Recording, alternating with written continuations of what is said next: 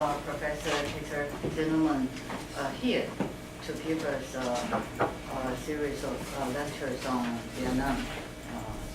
As we know, especially in this class, but in recent years, our institute, Social Research and Cultural Studies, has been focusing on inter-Asia societies, its colonial history, its contemporary social problems and so on.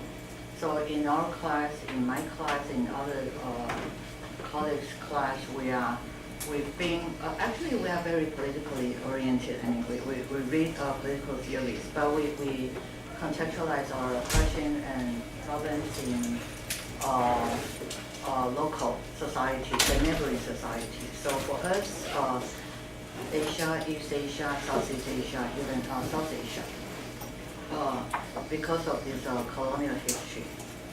So, and also because of this regional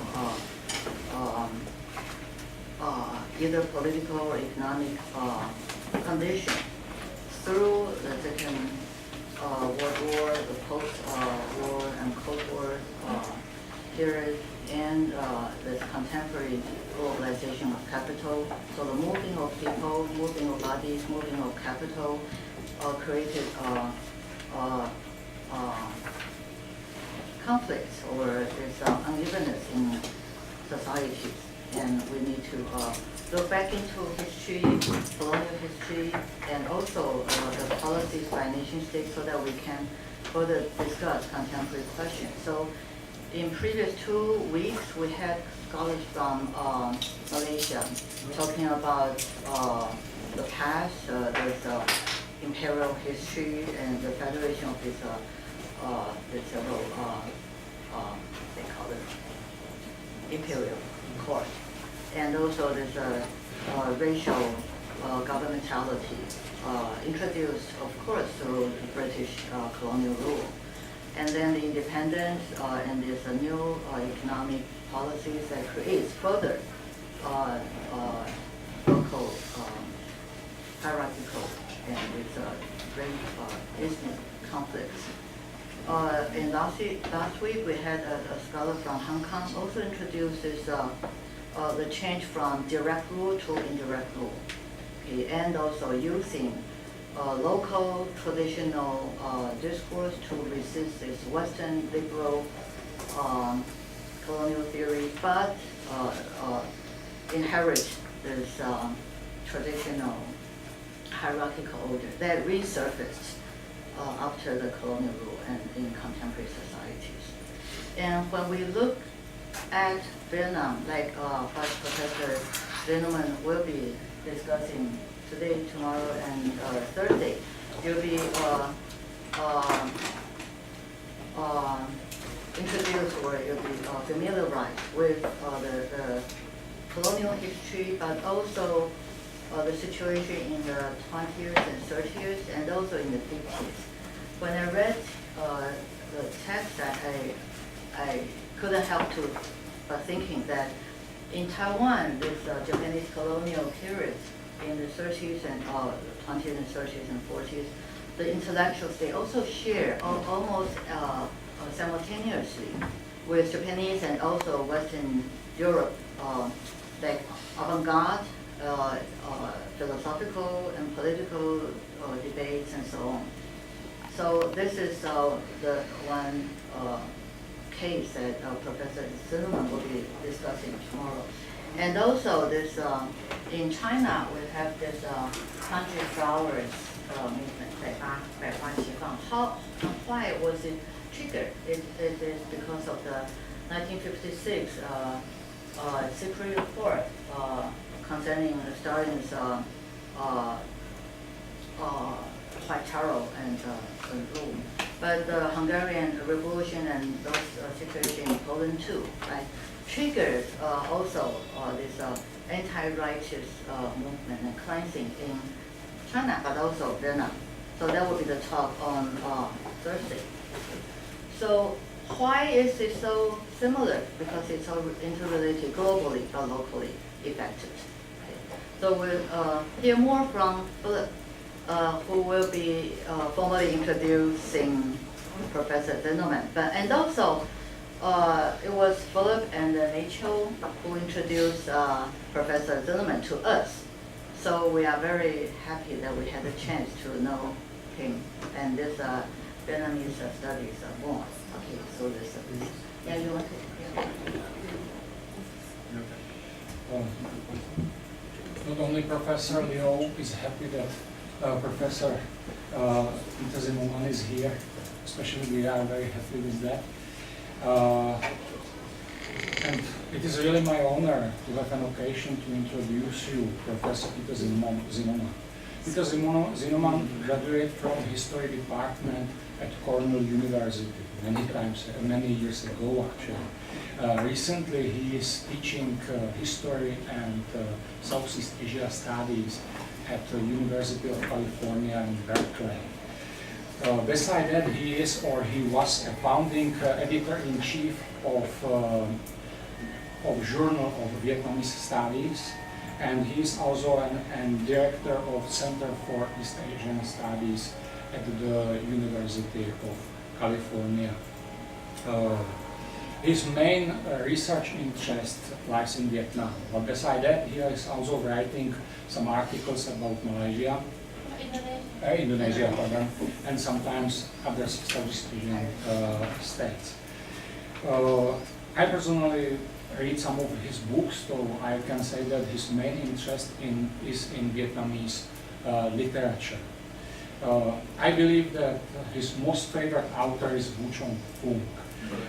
That was a colonial realist who died 27 years old.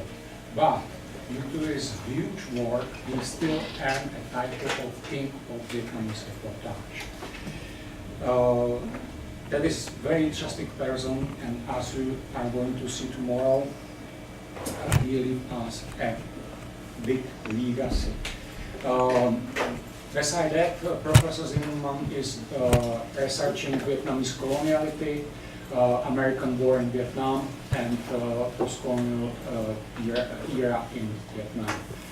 Professor Zinoman already wrote several books, provide few translation of Vietnamese books or writing, colonial writings, and produce a countless body of articles and papers. I believe that some of them is worth to mention here.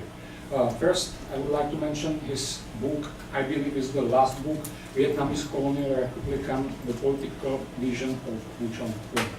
Actually, this book is not only, or I personally think that the value of the book does not lie only in the analysis of the Vu Trong Phung's political ideas and visions and postures, but it's actually a comprehensive account of Vu Trong Phung's work,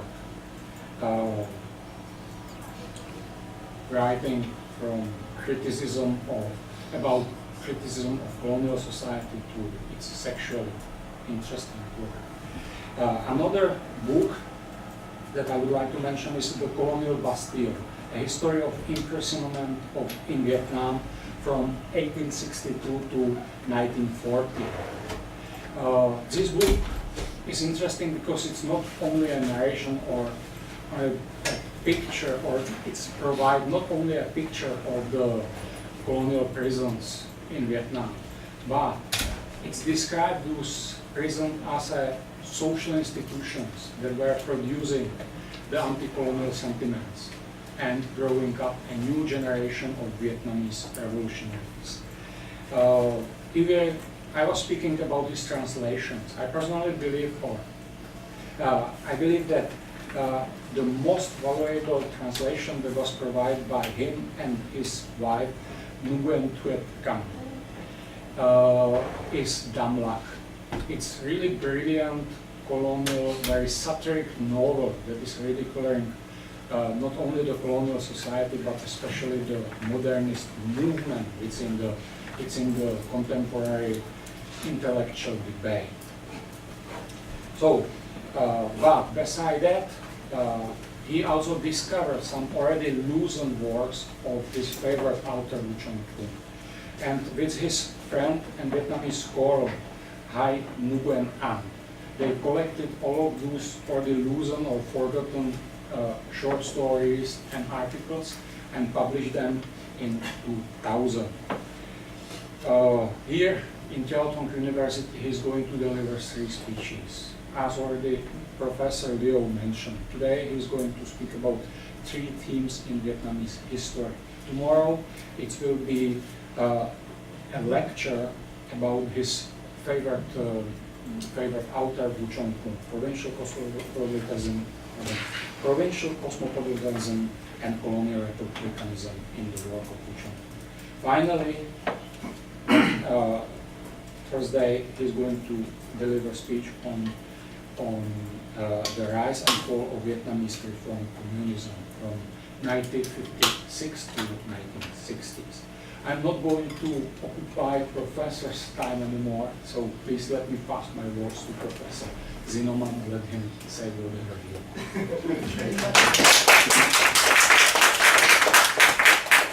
Thanks very much, Philip, for that very kind and very detailed and very accurate introduction.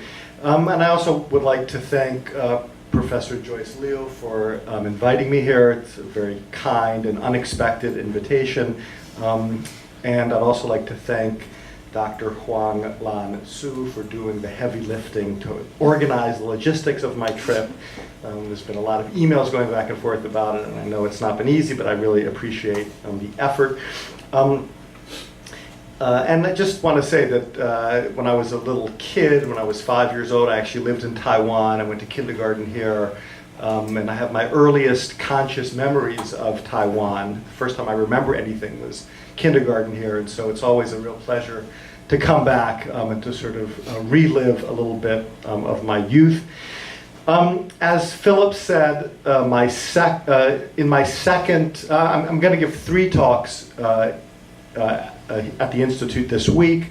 In my second and third talks, my talks tomorrow and Thursday, I will discuss my own individual research into 20th century Vietnamese history. On Wednesday, I'll talk about, indeed, my favorite writer, Vu Trong Phung, a figure who I recently completed a book about. And on Thursday, I'm going to talk about my new book, a new book project that I'm working on. And that's really a study of democracy movement in North Vietnam and communist Vietnam during the mid-1950s. So both of those talks are very narrow and specific. They focus on important but small or focused topic in the history of 20th century Vietnam. And I thought that today, for a slight change of pace, I would do something a little bit different. Rather than talk about something very focused and specific, I will today provide something a little more general. Basically what I want to do is to provide some kind of general introduction to the history of Vietnam. I'm hoping that since my talks on Wednesday and Thursday will not provide much by way of introduction, that this lecture will help to sort of set the scene and provide some background for those of you who might not know very much about the history of the country. So my talk today is not original research. It's more of my sort of way of thinking about and organizing my thoughts about the history of this country that I've spent much of my adult life studying. And I've decided that I will organize my remarks as the title of the talk indicates, around 3 pervasive themes in the history of Vietnam. Now, by pervasive themes, what I mean are themes that fundamentally shape the history of this country over a long, extended period, maybe hundreds of years or even thousands of years. In this sense, these pervasive themes resemble what the great French historian Fernand Braudel referred to as historical structures. These are things that Braudel identified as factors or items that, in Brodell's language, get in the way of history. He used the metaphor of islands in a stream, and he said that as the water flows through the riverbed, it has to cope with these islands. It either has to go around them, or it has to erode them, and has to deal with them in some way. There's no way to avoid these big structural factors. And Brodell spent his career studying these big structural factors in history. He really focused on geographic structures and economic structures. Those are what he thought were the most important, durable factors like this in history.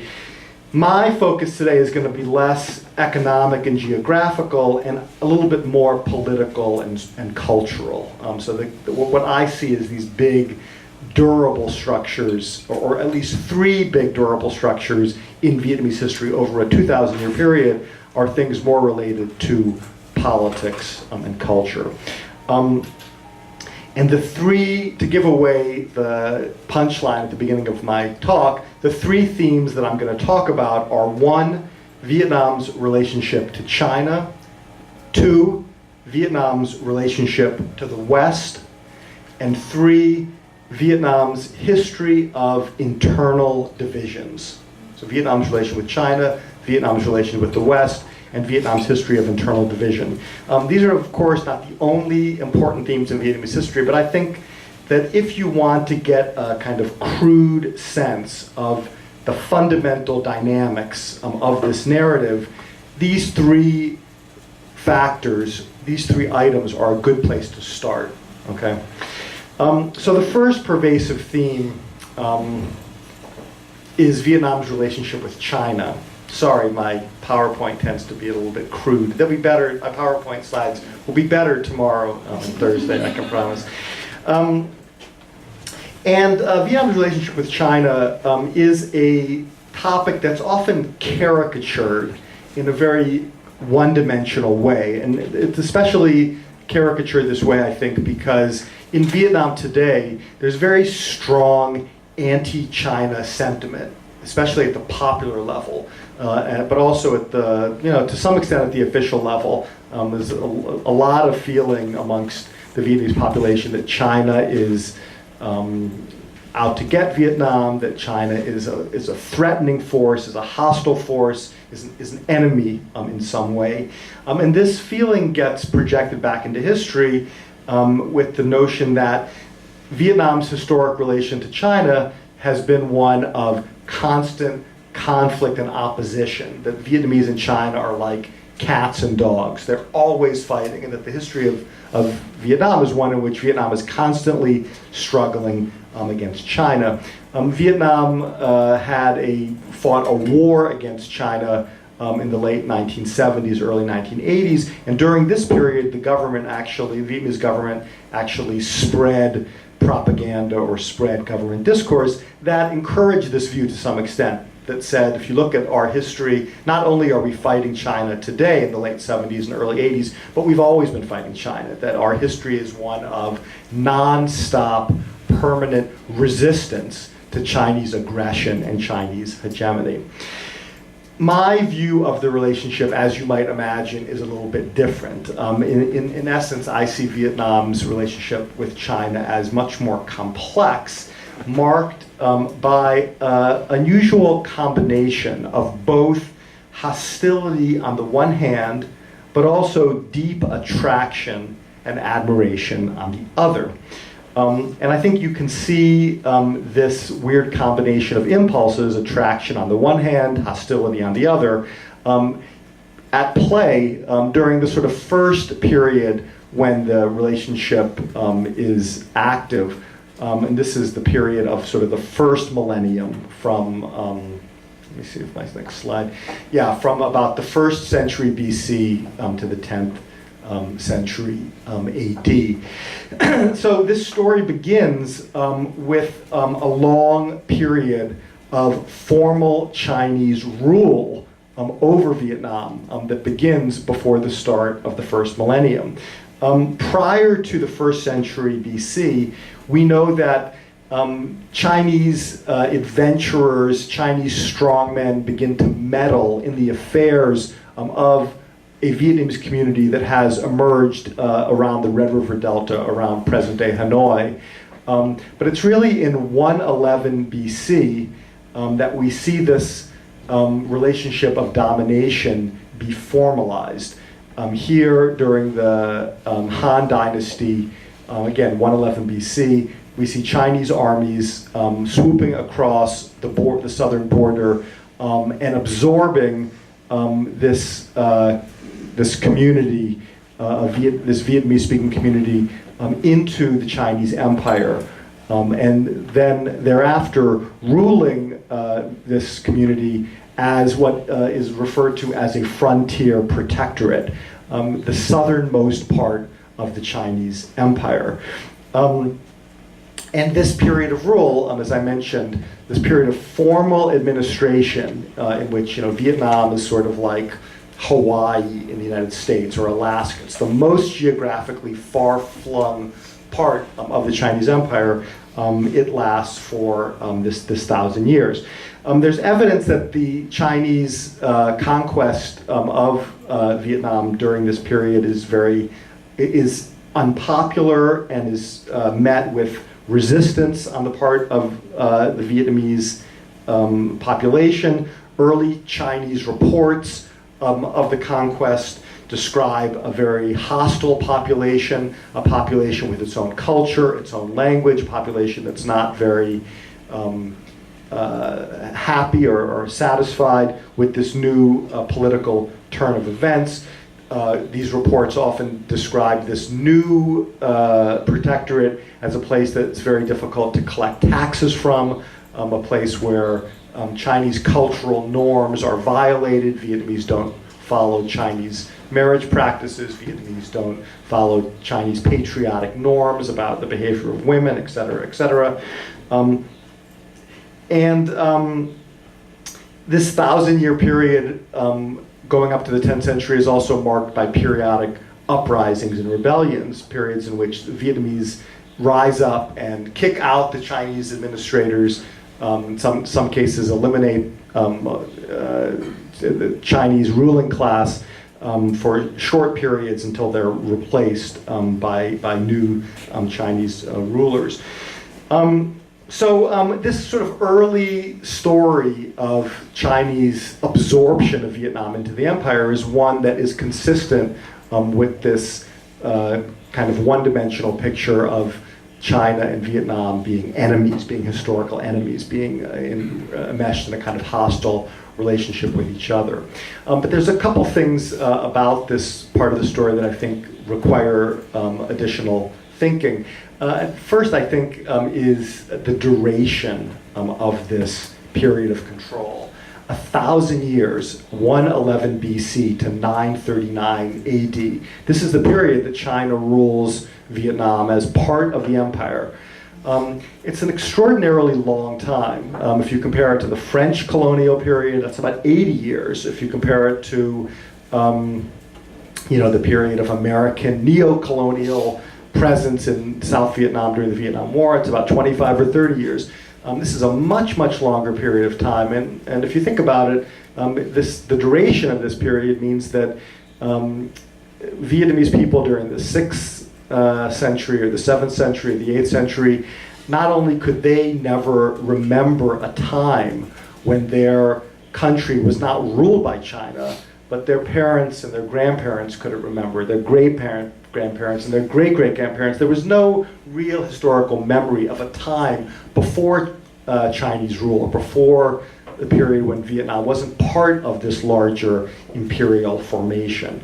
And moreover, historians have pointed out that although this 1,000-year period is marked by periodic uprisings and rebellions, if you look at the periods when there are not uprisings and not rebellions, those are actually much, much more significant. In other words, rebellions and uprisings are kind of the exception. They may one maybe happens every 100 years or every 50 years, but for the vast majority of the time period, Vietnamese are living with relatively peacefully under this Chinese administrative system. In other words, the notion that a population would resist for 1,000 years in an unbroken chain, if you just think about it logically, it doesn't really add up. It doesn't really make sense. And indeed, this 1,000-year history seems like it's marked more by acquiescence and acceptance than hostility and resistance. In the 10th century, in 939 AD, with the weakening of the Tang Dynasty, the fall of the Tang Dynasty, the Vietnamese political elite finally breaks away from the Chinese Empire. And for the next 800 years or 900 years, Vietnam exists as an independent polity to the south of the Chinese Empire. And for most of this 800-year period, from roughly the 11th century to the 19th century, Vietnam remains independent. And the country goes by various names during this period. The most common name is Dai Viet, Great Viet, so an independent country to the south. And this drive for independence and this kind of jealously guarded independence over this 1,000-year period, I think also tends to confirm this conventional story about Vietnamese resistance to China, right? For this 1,000-year period, according to the story, Vietnam is fighting against Chinese domination. And then for the next 1,000 years, Vietnam breaks away and maintains its independence. And once again, this part of the plot is seen as part of this general story of Vietnam resisting China. But there's something interesting about the independent state that the Vietnamese established in the 10th century that cuts against this image.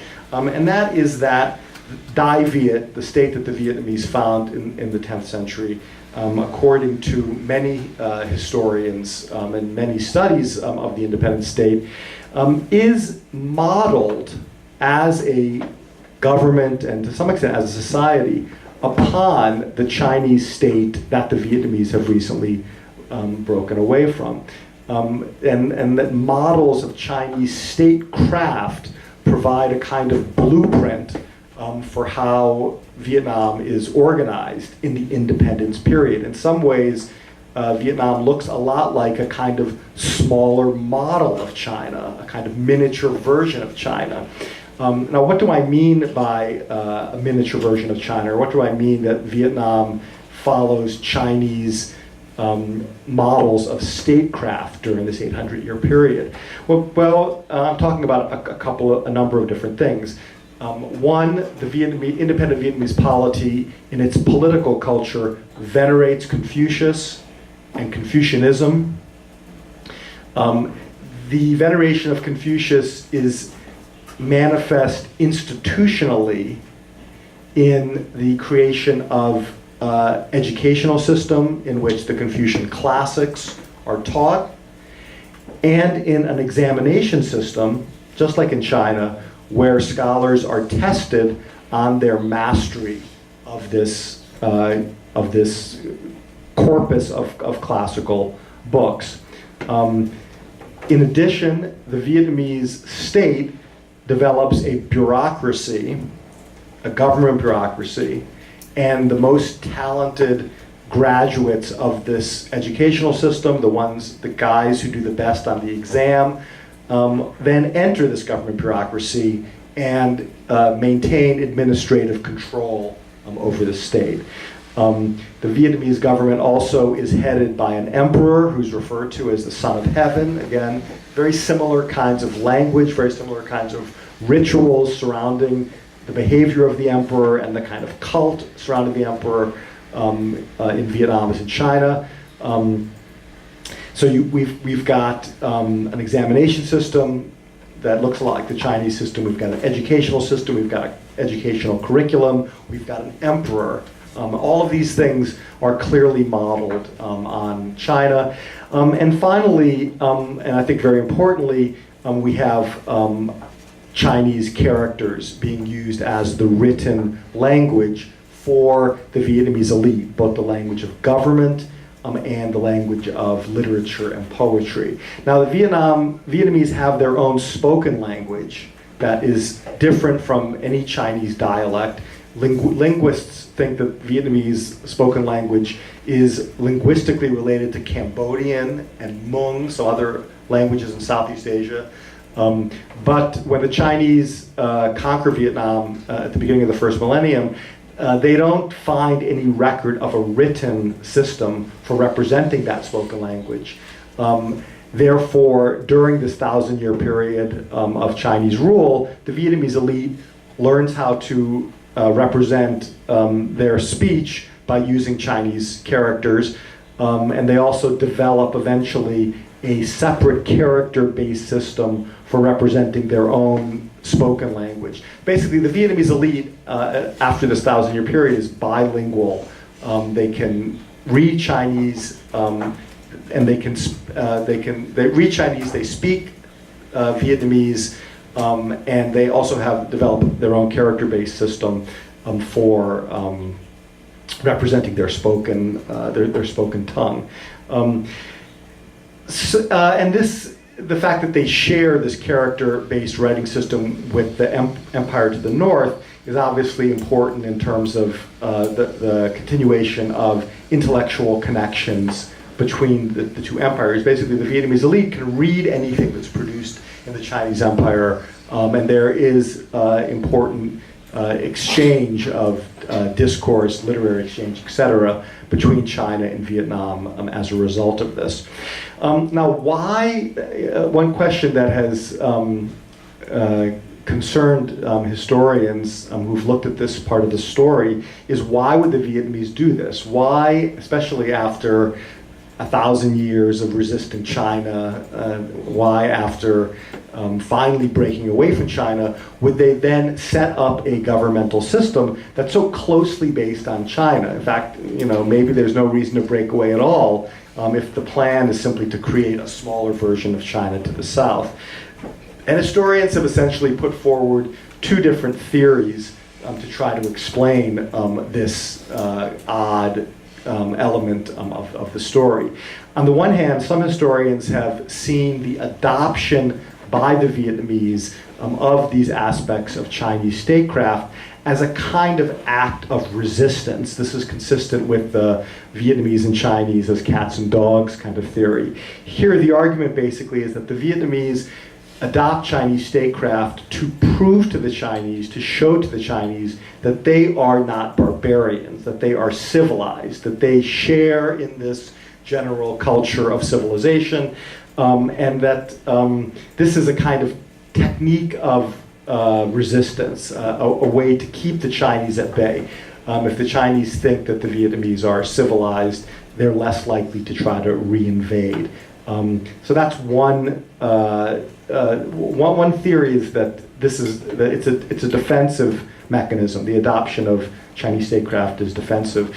A variant of this theory argues that the adoption of Chinese statecraft is not just used to prove to the Chinese that the Vietnamese are civilized and not barbarian, but there's an argument that Chinese statecraft is actually a very powerful instrument of centralization, resource mobilization, tax collection. If you compare Chinese statecraft with, say, statecraft in other parts of Southeast Asia, Thailand, Cambodia, Indonesia, Malaya, etc., in the pre-colonial period, this Chinese form of statecraft is much better able to create a kind of powerful military force, to mobilize the population for shared projects of irrigation or military adventures, etc. And so this is a kind of variant of the first argument that Chinese statecraft, it's not just a sign of civilization, but it's a powerful instrument.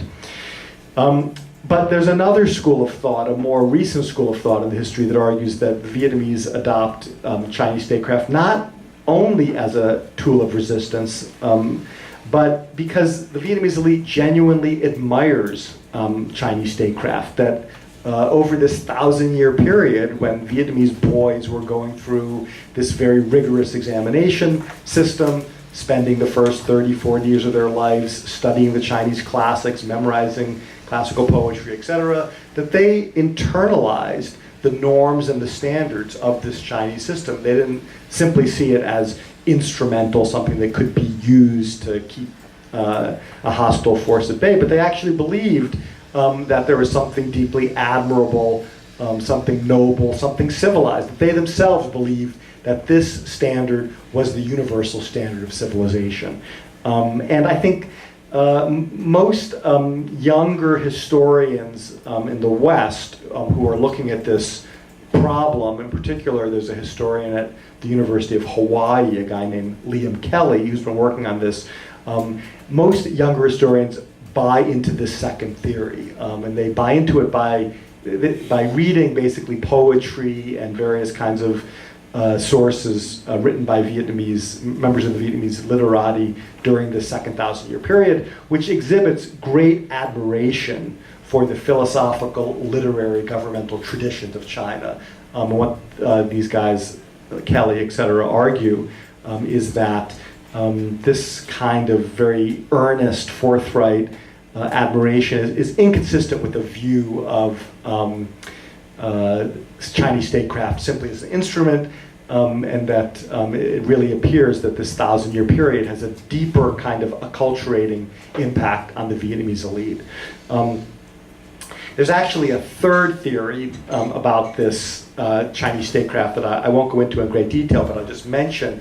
And that's a theory that basically says that this image of Chinese statecraft as applied to Vietnam after the first millennium is actually a kind of phony smokescreen.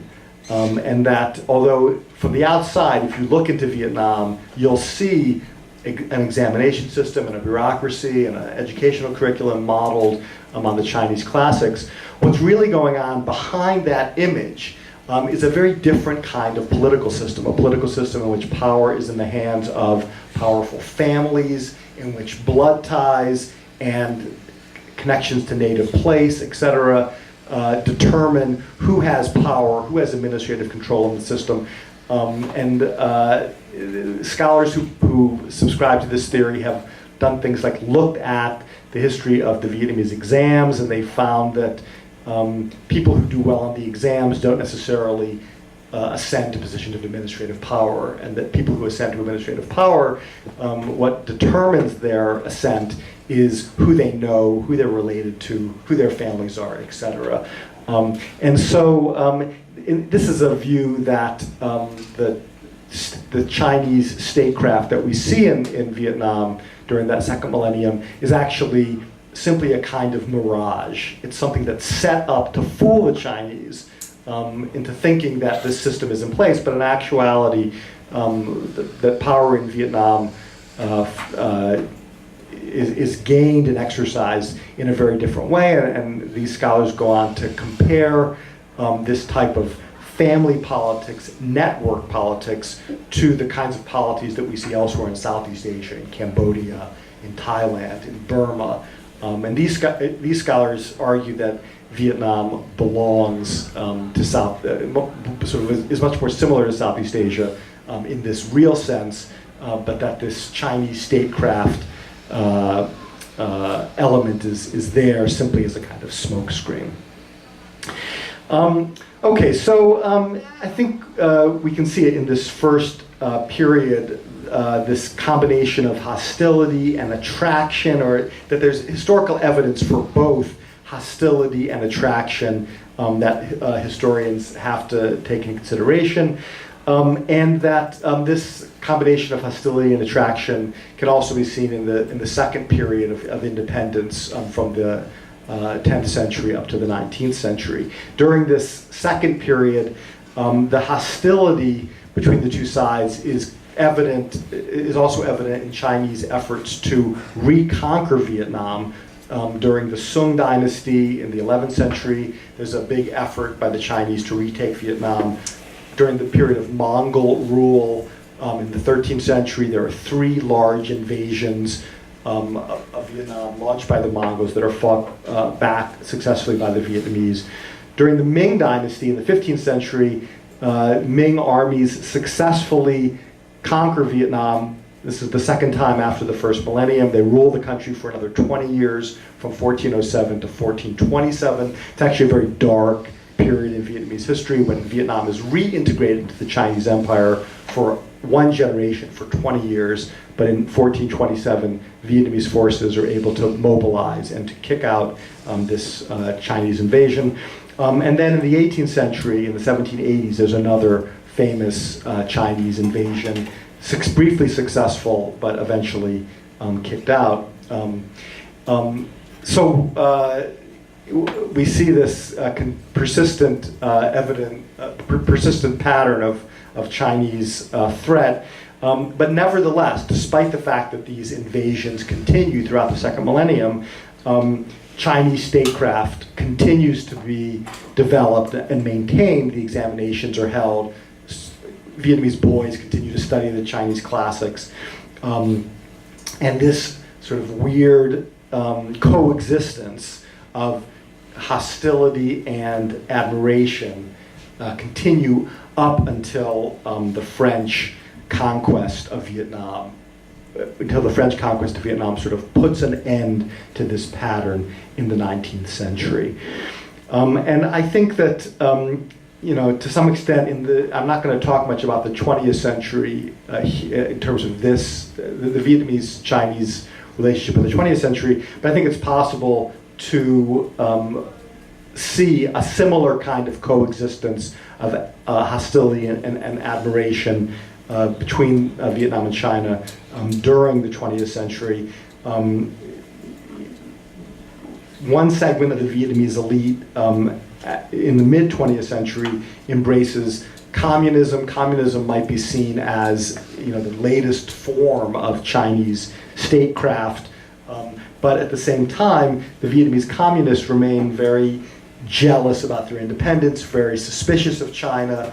So once again, in the 20th century, we see Vietnamese sort of borrowing from Chinese Maoism, Chinese communism, and implementing to a large extent this Maoist kind of system in Vietnam, while at the same time, as we've seen for the previous 2,000 years, making sure there's not too much direct Chinese meddling in the system. A lot of critics say, well, if the Vietnamese are going to resist the Chinese, why do they, once again in the 20th century, adopt their system? What's the point of being independent if you're just going to use the same system? But that pattern seems like it's a very hard one to break. Even today, during a period that some scholars refer to as one of market Leninism, right? A period in which in China you see the combination of one-party communist rule with a kind of, gangster economy. We see the identical type of system established in Vietnam, one-party rule, a kind of gangster capitalist economy with a heavy state investment in a big state sector. So once again, Vietnam continues to sort of follow this Chinese model, while at the same time we see in the South China Seas and fighting over the border and various kinds of issues, this type of hostility continue. So it's a very old pattern. It's a pattern that is manifest, I think, up in many ways up to the present day, and something that. Again, seems to have this sort of Brodelian quality of a sort of deep structure that Vietnamese history can never really escape from, this two-headed nature of its relationship with China. Okay, this brings us now to our second theme, Vietnam's relationship with the West. Now this theme has a couple of different chapters. The first chapter occurs it begins in the 17th century, the 1600s, with the spread of Catholicism in Vietnam. It's sort of the first major interaction between Vietnam and the West is carried out as a result of the work of Western missionaries. And we know that Western missionaries first arrive in the country in the 1630s, 1640s, and by the end of the 1600s, sort of quite surprisingly, roughly 10% of the population has converted to Catholicism. Now this is a quite remarkable statistic. Western missionaries are active all throughout Southeast Asia and East Asia during this period. And only in the Philippines do we see higher levels of conversion to Catholicism. And there's very specific reasons why we see especially these very high numbers in the Philippines, where now upwards to 95% of the population is Catholic. It has something to do with the lack of a large political structure in the Philippines when the missionaries arrive, and so there's not much of an infrastructure to resist missionary activity. But Vietnam, as we've seen, has this long tradition of Chinese statecraft. It has a bureaucracy. It has a very developed, great tradition, great political tradition. And yet, nevertheless, we see 1 in 10 people converting to Catholicism in a relatively short period of time.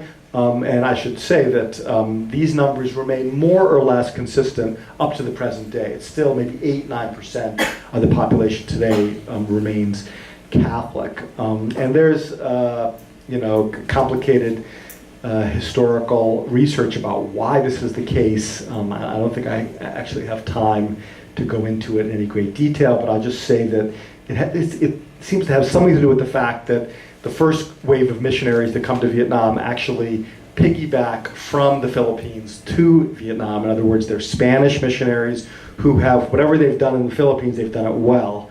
They've learned how to successfully carry out these proselytizations, so they bring that experience and those skills with them. Other historians of the conversions have shown that it's really poor areas in the north where most of the conversions happen, and that might play a role in this high level of conversion. And some scholars have argued that maybe there's greater cultural difference in Vietnam between the elite and the masses, because the elite, Vietnamese elite, is absorbed into this Chinese Confucian system as a Chinese-speaking elite. And the peasantry is not part of that system. Therefore, there's a kind of space that opens up that will allow missionaries some room for success. The comparison is with a place like Thailand, where both the elite and the peasantry are Theravada Buddhist, or Malaya or Indonesia, where both the elite and the peasantry are Muslim. So the elite and the peasantry in those countries sort of share a kind of religious culture, whereas in Vietnam, maybe there's a greater difference. This is just one theory, and that might explain this quite sort of confusing and remarkable fact.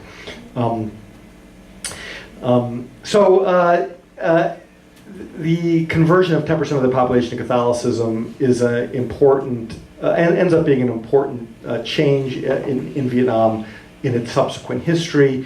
We'll see later on that this 10% of the population plays some role in helping the French to colonize Vietnam. We'll also see in the 20th century that Catholics emerge as a very powerful anti-communist force. They side with the anti-communist government in South Vietnam to a large extent. They side with the Americans to a large extent.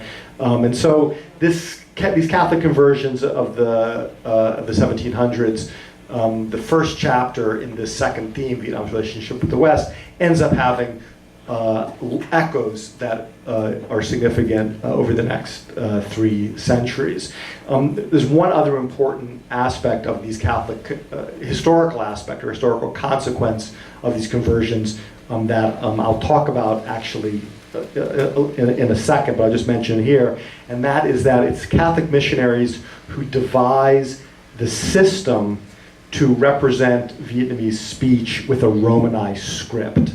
And that script is, it's devised in the 17th century, but it's adopted in the late 19th and early 20th century, and it's massified. It becomes taught in school in the early 20th century, and it eventually results in Vietnamese no longer being able to read Chinese and only being able to read this new system. And as we will see, this ends up having very, very important, I think, huge consequences for the development of Vietnamese culture and politics in the 20th century. Okay, so this missionary moment is the first chapter in Vietnam's relationship with the West, but the second chapter, I think, is the more well-known one and the more famous one, and that is that chapter is the French colonization of Vietnam in the late 19th century. So I want to turn now and talk a little bit about this part of the story.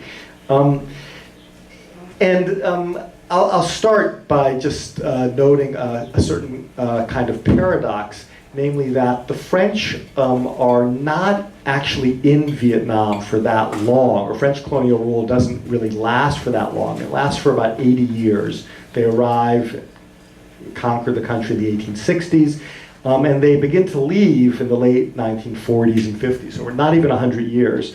And this is obviously much shorter than this 1,000-year period of Chinese rule.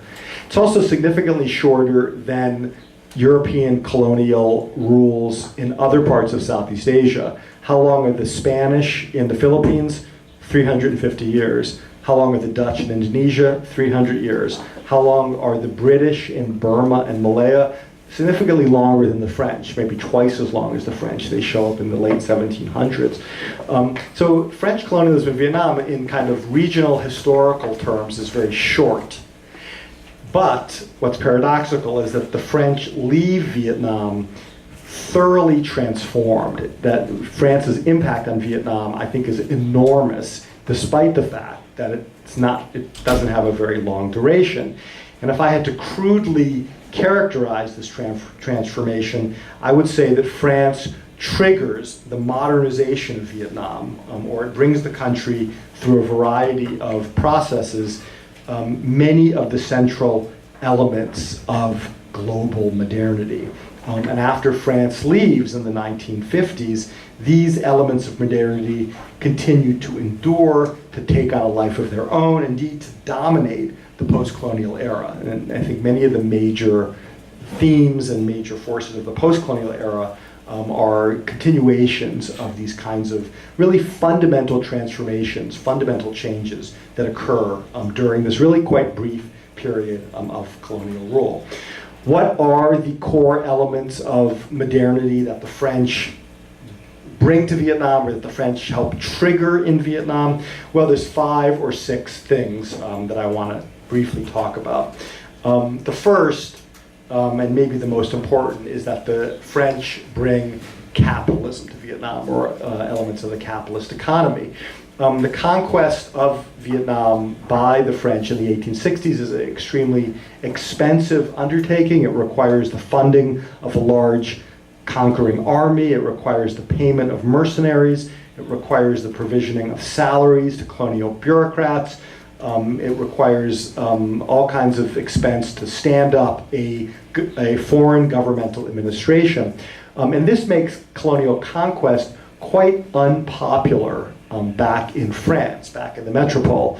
In order to deal with this unpopularity, in order to tamp down opposition to colonialism in France, the French colonial state quite quickly introduces economic policies which trigger rapid growth in key sectors of the Vietnamese economy. It almost from the get-go, French policy is to try to generate capitalist-style growth, initially, as I said, for kinds of political reasons.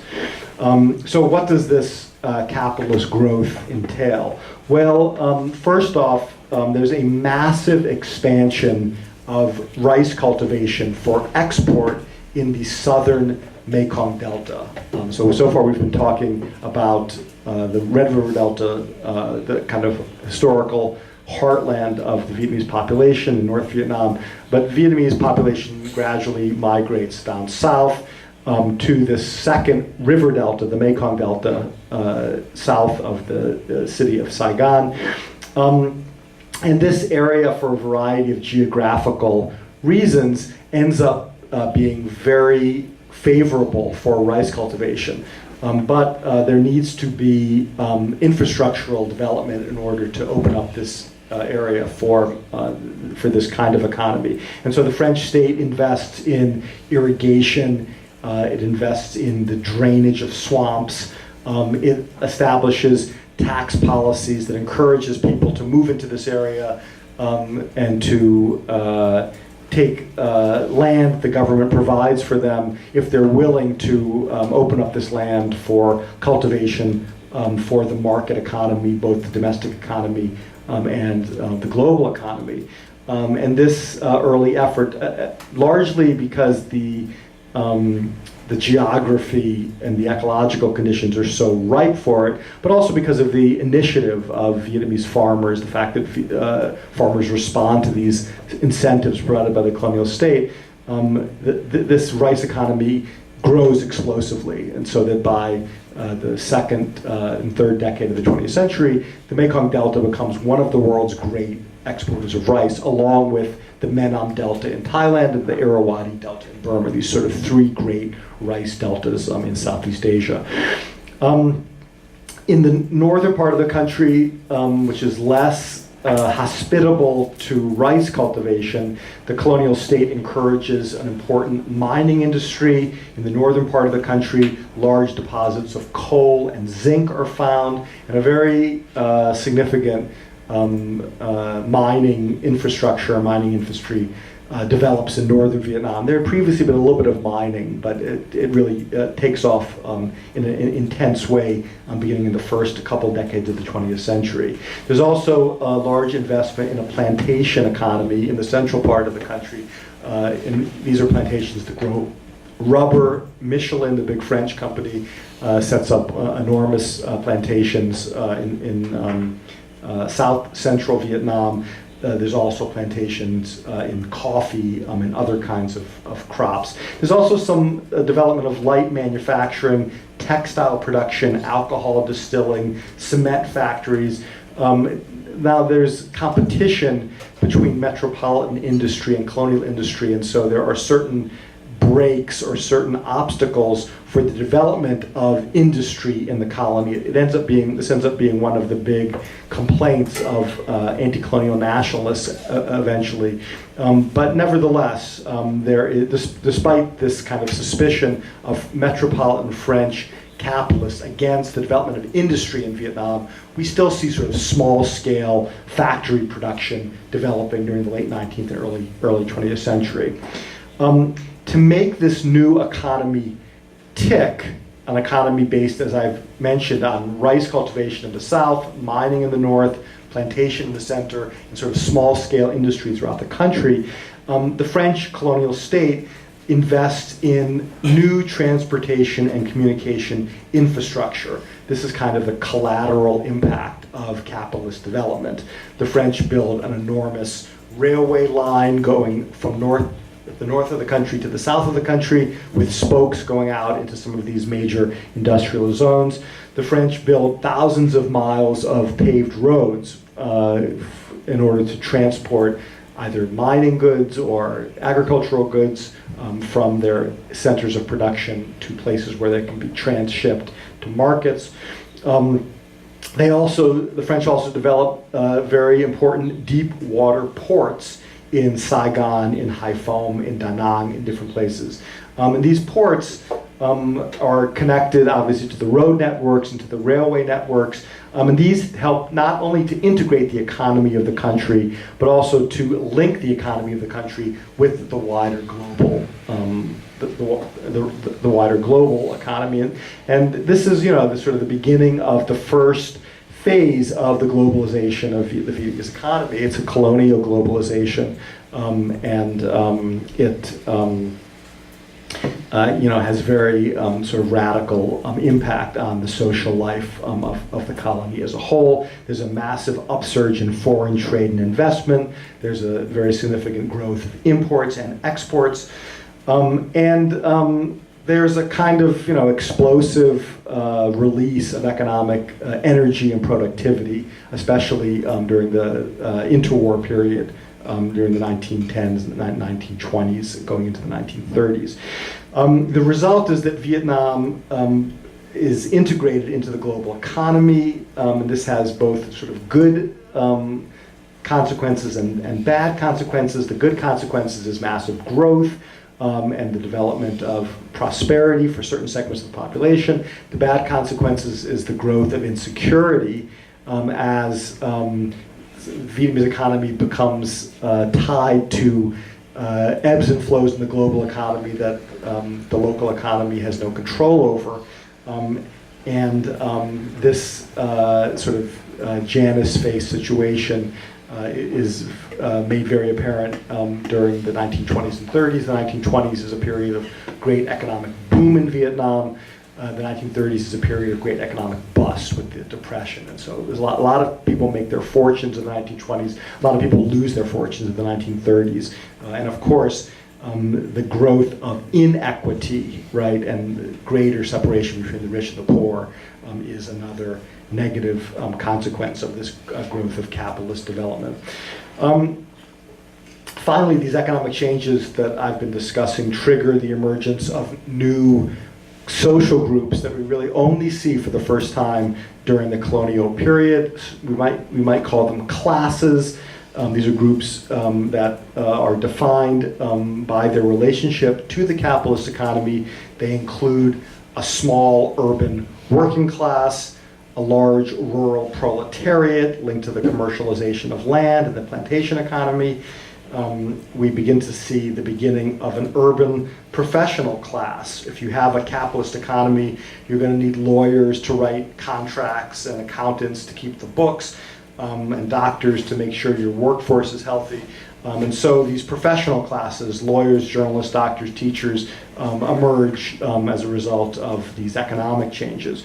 We also see the growth of a small domestic Vietnamese capitalist class, a class of middle-class investors and businessmen. But the middle class in Vietnam, as in the rest of Southeast Asia, tends to be dominated by overseas ethnic Chinese populations and certain sectors of the economy, rice milling, middle manning, retail trade, transport. These are sectors that fall into the hands of overseas Chinese communities, which is a pattern that we see in basically every country of Southeast Asia, the Philippines, Malaysia, Thailand, Indonesia, etc. And a similar kind of development happens in Vietnam. The colonial state is actually much more comfortable with a foreign middle class, a Chinese middle class, because that class is politically vulnerable. It's easier to control a foreign middle class. The risk of a middle class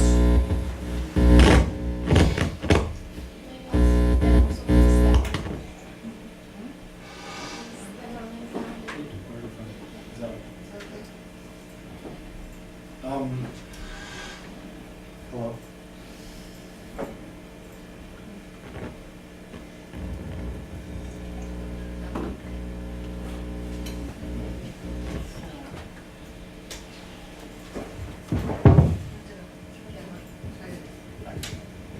Or I could just talk.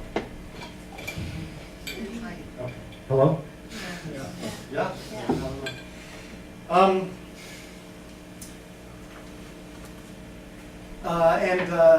There's also we also during the colonial period get the growth of a European community for the first time, right? So there's tens of thousands of Europeans who are drawn to the economic opportunities in this new growing capitalist economy. It's not a completely free and fair and open economy. There are certain advantages that French businessmen have, basically through connections with the state. The overarching point here is that there's a new level of kind of ethnic diversity with the growth of the Chinese population and a European population, and eventually a Eurasian population it's all sort of connected to this general growth of the capitalist economy. It's hard to exaggerate how significant this is historically, the growth of colonial capitalism and all of its related consequences. Okay? But capitalism is just one of the key elements of modernity that the colonial state brings. A second major element is urban life. So when the French arrive in Vietnam, In the 1860s, Saigon is a small fishing village, relatively sleepy urban center peopled by hundreds of villagers. When they leave in the 1940s and 50s, it's a huge bustling metropolis with hundreds of thousands of people. Other cities like Hanoi, Haiphong, Da Nang are also witness rapid growth in population during the colonial era. It's not just growth in population, but it's changes in the way they look, changes in the built environment, changes in the urban infrastructure. It's the French who introduced electrification, they introduced modern sewage systems, they introduced modern urban transportation systems, streetcars, automobiles.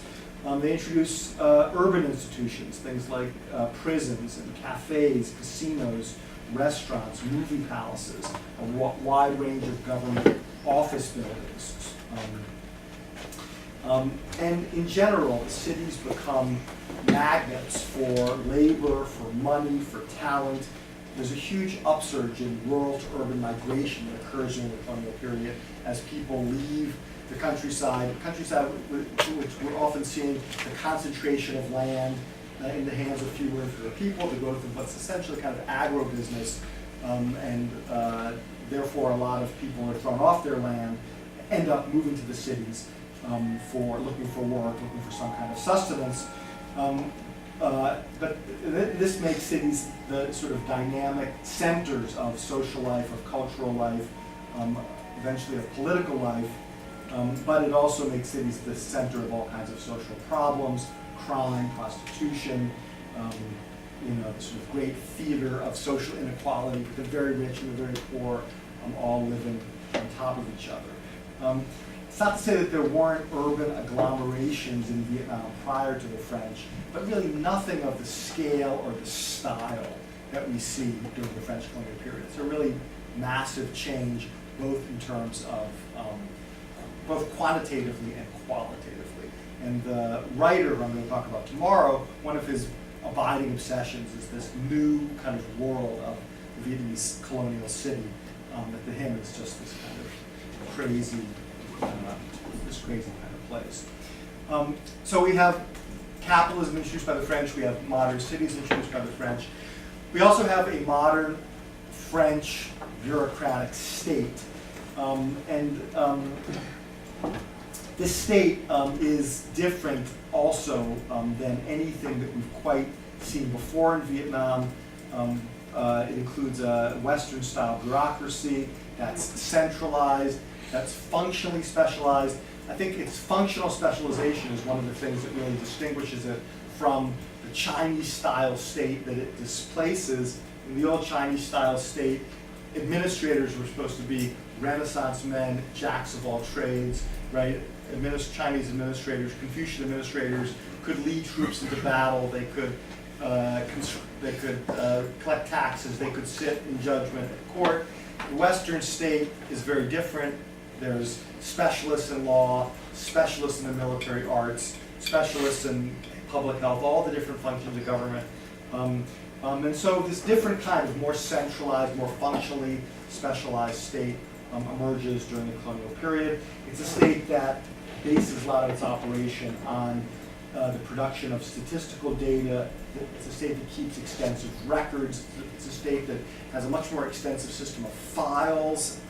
It's able to keep the population under much greater surveillance. As a result, it has a much longer institutional memory than earlier states. If you commit a crime under this state, you can't just move to some other part of the country and there's not going to be any knowledge of what you once did, that your file will follow you and eventually you'll be tracked down. So it's a state that casts a much tighter net over society. It's much more powerful, it has much greater capacity. I don't want to overstate the case. Obviously, the Confucian state is a relatively bureaucratized, institutionalized state as well, but there's something fundamentally different about this colonial state. And when the French leave in the 1950s, finally, the post-colonial Vietnamese state inherits the basic infrastructure of the colonial state. And in some cases, it actually inherits the files, it inherits the prisons, it inherits the the mayor's office is, the wiring of the state, the sort of basic building blocks of the colonial state. That is the state that both the non-communists in the south and the communists in the north move into, set up shop in, and up to the present day, it's really sort of that state that provides the legacy for the present government. The fourth element of modernity that the French bring is what I call new political ideologies. And these are all, systems of thought that really don't exist in Vietnam prior to the French conquest of the 1860s. Here I'm thinking of things like nationalism, right? So there's a sense of ethnic pride, or there's a sense of ethnic identity, but there doesn't appear to be a strong sense that Vietnam, in the pre-colonial period, Vietnam is a single nation state in a world of nation state, and that nation state has to have certain characteristics of fixed borders and deep sense of horizontal comradeship felt amongst the population. Eventually this nationalism as an ideology develops a very strong anti-colonial impulse, and the notion that this nation deserves to be ruled by its own co-nationals, that a modern nation shouldn't be ruled by foreigners. This is an ideology that develops during the colonial period. But it's not the only ideology. Republicanism, another thing that I'll talk about more tomorrow. Republicanism, a French political ideology, an ideology that emerges out of the French Revolution in the late 18th century, an ideology that uses the slogan liberty, equality, and fraternity as its clarion call, an ideology that opposes what it considers to be the despotism of monarchy and the obscurantism of the church. This ideology, an ideology that sort of changes Western European history after the French Revolution, is imported into Vietnam during this period as well, and begins to fire the imagination of Vietnamese political activists. There's a small but important segment of Vietnamese activists who think, hey, this is what we should have. We shouldn't be ruled by an autocratic colonial state. We should be ruled by something that looks like this French, modern French state. There's a lot of activity around this Republican ideology that takes root in Vietnam in the early 20th century. Socialism and communism, they come in a little bit later, the 1920s. And they also come initially through France. Ho Chi Minh, the great founder of Vietnamese communism, travels to France after the First World War. He actually is a founding member of the French Communist Party in 1919. When that party is founded, Ho Chi Minh is part of that movement. He then travels to Moscow, is trained as a Comintern agent in Moscow, is sent by Lenin back to Asia in order to establish communist parties in Southeast Asia. He works on establishing parties in Thailand, and Laos, and the Philippines, and in Vietnam as well. This movement, as we know, ends up being arguably the most consequential, the most important political movement in 20th century Vietnamese history. It's the one that eventually wins in this great competition amongst all these ideologies in the 20th century. This movement clearly has its origins in the French colonial period. In addition to nationalism, republicanism, socialism, and communism, there's a development of a significant interest in fascism in colonial Vietnam. And in this case, Japan provides an important kind of model that some Vietnamese look to, especially during the 1920s and 30s, when they're trying to figure out some way to get out from under the grip of the colonial state. Communism or republicanism seem like they might provide one avenue. But fascism, as the Japanese have shown, fascism is some argument about whether that should be used. But anyway, this sort of rightist Japanese-style militarism appeals to an interesting segment of Vietnamese during the 1920s and 30s. And there's Vietnamese political parties, the Dai Viet Party being the most well-known, that organize and actually collaborate with the Japanese when the Japanese occupy Vietnam during World War II.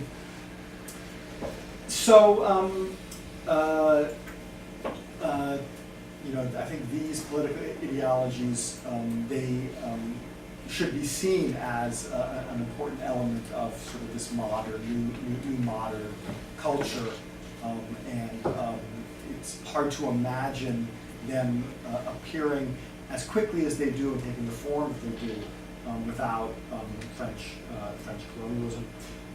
The fifth element of colonial modernity is modern cultural life, and here again, I'll probably talk more about this tomorrow, and I realize that I'm sort of going on longer than I planned. But here I'm thinking of things like individualism, right? We don't really see evidence of something that might look like individualism prior to French colonialism, but once the French come in, especially in the early 20th century, there's a growth of literature in which the individual is celebrated, which the family is criticized as something that holds the individual back, and there's all kinds of other derivative movements devoted to the celebration of individual liberty.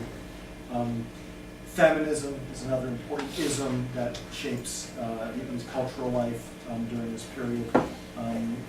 Anti-traditionalism, the attack on Confucianism, the attack on the patriarchal family, the attack on things like arranged marriage, etc. All these things become very prominent as a result of French colonialism. The growth of an obsession with romantic love, right, and the ability to marry for love, etc. All this, now it's sort of taken for granted that this is a central part of Vietnamese life. But prior to the French colonial period, if you look at Vietnamese literature, for example, you don't really see any evidence of this kind of obsession. So all of this really owes its origin to the French colonial period.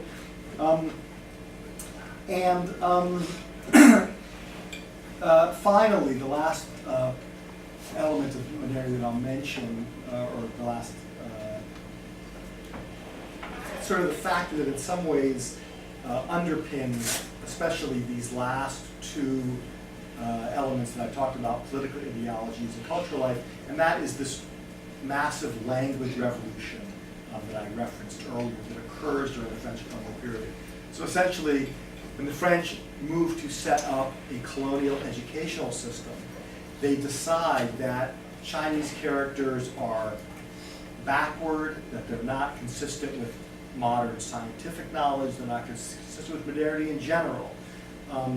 And the French are also concerned that radical ideas in China, anti-Western ideas, socialist ideas, Republican ideas, will filter into Vietnam via the fact that the Vietnamese elite can read Chinese characters. So the French have a couple of different reasons to be opposed to Chinese characters. They think they're anti-modern on the one hand, and they think that they are a vehicle for subversive ideas on the other. Therefore, when they set up this school system, they say, okay, we're not going to use this character-based system anymore. Vietnamese have been using this character-based system for 2,000 years now. Instead, they introduced this Romanized system.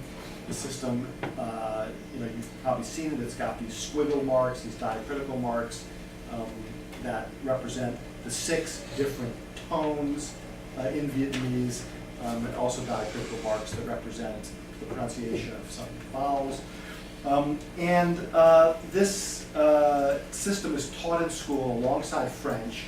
And what this means is that by about 1930, we get the first generation of educated Vietnamese who can no longer read Chinese characters. They can only read French or this new Romanized script.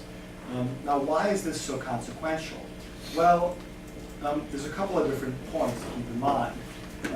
First, it means that this entire body of Chinese literature, this corpus of Chinese learning, is now no longer accessible to the Vietnamese elite. If they're interested in what's going on in the wider world, if they want to read about communism, or they want to read about republicanism, or they want to read about current events, they can't read that filtered through the Chinese writing or the Chinese press. They have to look to the West, to Europe, to European writing, to try to access that.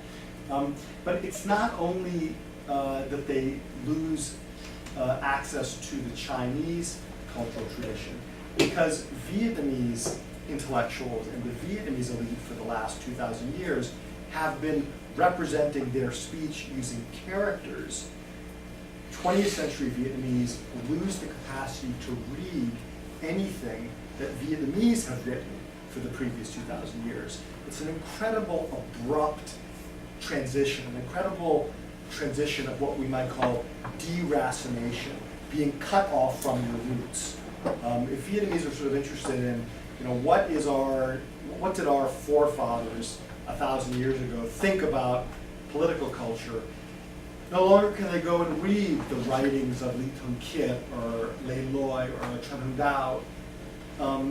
They can only read that stuff if it is laboriously translated into the Romanized script. And this means that I think the Vietnamese in the 20th century end up with a very weak historical consciousness. That they don't have the capacity to read and investigate their own historical textual tradition. It's an unusual change in world historical terms. There's a couple of other countries that do this. Turkey is one. Ataturk also abandons the writing system and adopts a Romanized script.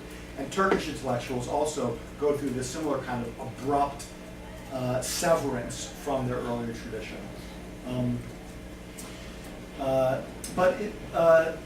And I think the kind of implications of this have yet to be fully investigated and written about, but I think it's something that really deserves more thought. But it also, this change also means that for Vietnamese who are educated in the new script, because the script has only recently been widely used, it was invented 300 years ago, but it's only widely used beginning of the 20th century, there's almost nothing to read in it. Okay? So if you're a smart Vietnamese kid who wants to read novels and learn about the wider world, and you've gone to school and they've only taught you this Romanized, this weird new Romanized script, what is there for you to read? There's some Catholic tracts, essentially, but there's nothing else. So this, on the one hand, turns this new generation very aggressively towards Europe and towards French language especially as a kind of vehicle for understanding the wider world. But it also, I believe, acts as a kind of spur or a kind of engine that inspires this generation, the generation of the 1920s and 30s, to create a new Vietnamese textual tradition almost literally from scratch.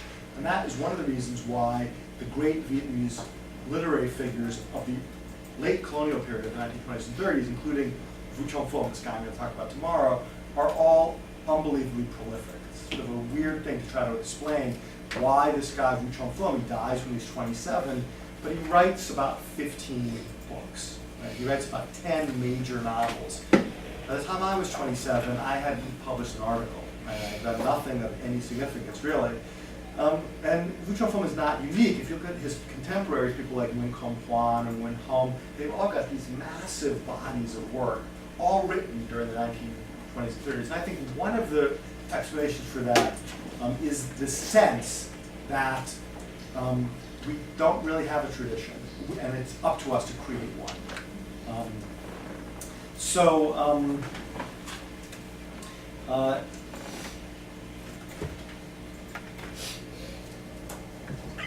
In any case, I've sort of gone off track a little bit, but my basic point is that this second theme, Vietnam's relationship to the West, is one that really has a kind of massively transformative effect on Vietnamese history. Despite its shorter duration than the first one, nevertheless, its reverberations are really dramatic. And let me just very briefly talk about this third theme. I realize I've gone for an hour and a half. I've tried your patience. You guys have really been great to hang in there this long. Here there's this third theme, history of internal division. This is not a theme that you hear about much in the Vietnamese history as it's taught inside the country. So inside the country, there's a kind of constant invocation of the unity of the country. Vietnam is one, it's always been one. unification. Every city has a street called Unification City, and there's many newspapers called Unity Newspaper Unification. But I think that this emphasis on unity betrays the fact that there's actually a very long and deep history of internal divisions along many different axes. And there's three that I think are really prominent. I'm just going to talk extensively about one. The three that are prominent are religious divisions, and here it's this Catholic story that I've already alluded to. But as we've seen, it's a quite deep division, and it's one that continues up to the present to be very, very pertinent and very prominent. There's economic or social divisions, which to a large extent is a product of this capitalist development of the French colonial period, the division between the rich and the poor, the haves and the have-nots. There's a rural-urban element to that division as well, obviously. And those divisions are deep-seated and help to explain a lot of the political developments of the last 100 years. But the third division, the one that I want to talk a little bit more about here in my final remarks of this lecture, is regional division. Vietnam famously is divided regionally between the North and the South. And because the Vietnam in the 20th century, the second part of the 20th century, had this famous civil war, right, the Vietnam War, and the two sides in that war were the northern state and the southern state, many people believe, or many people think, that this division between North and South is a kind of modern phenomenon, or that this division between North and South is a product of the modern Cold War. The kind of conventional view is that after World War II, there's a nationalist movement in Vietnam that tries to kick out the French and then tries to kick out the Japanese. As that movement is gaining steam, the Cold War in the 1940s and 50s penetrates into Vietnam. The two opposing forces in the Cold War, the capitalist West led by the Americans, the communist East led by the Chinese and the Soviets, both influence two different segments of the Vietnamese nationalist movements, pit those segments against each other. They happen to be geographically based in the North and the South as a result of sort of arbitrary decisions made at a famous conference in Geneva in 1954. And that's the origin of this North-South division. If the Cold War had not penetrated into Vietnam, Vietnam would have remained unified. The nationalist movement would have been a unified movement. That's sort of the conventional view. But history shows that this is really not true, and that North-South division, North-South regionalism in Vietnam has a very old and deep history. And prior to the Cold War, there are at least two very important chapters of this story of North-South division. The first chapter occurs in the 1500s, when an ambitious family, the Nguyen family, decides that it's not being treated fairly by the royal court and by other factions surrounding the court, and it moves from the purple section of the map up there down south to establish a kind of independent power base in the central part of the country. This happens in the 1560s, roughly. And initially, that family, the Nguyen family, remains loyal to the government in the North. It pays taxes to the government in the North. It considers itself a kind of, southern power center, but part of this single polity. But over time, that southern family becomes more and more estranged from the northern government.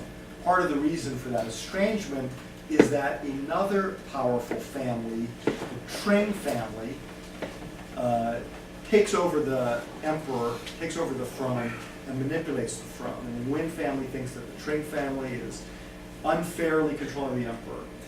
And so over time, relations between this Nguyen family in the south and the Trinh family in the north breaks down, and the two sides go to war.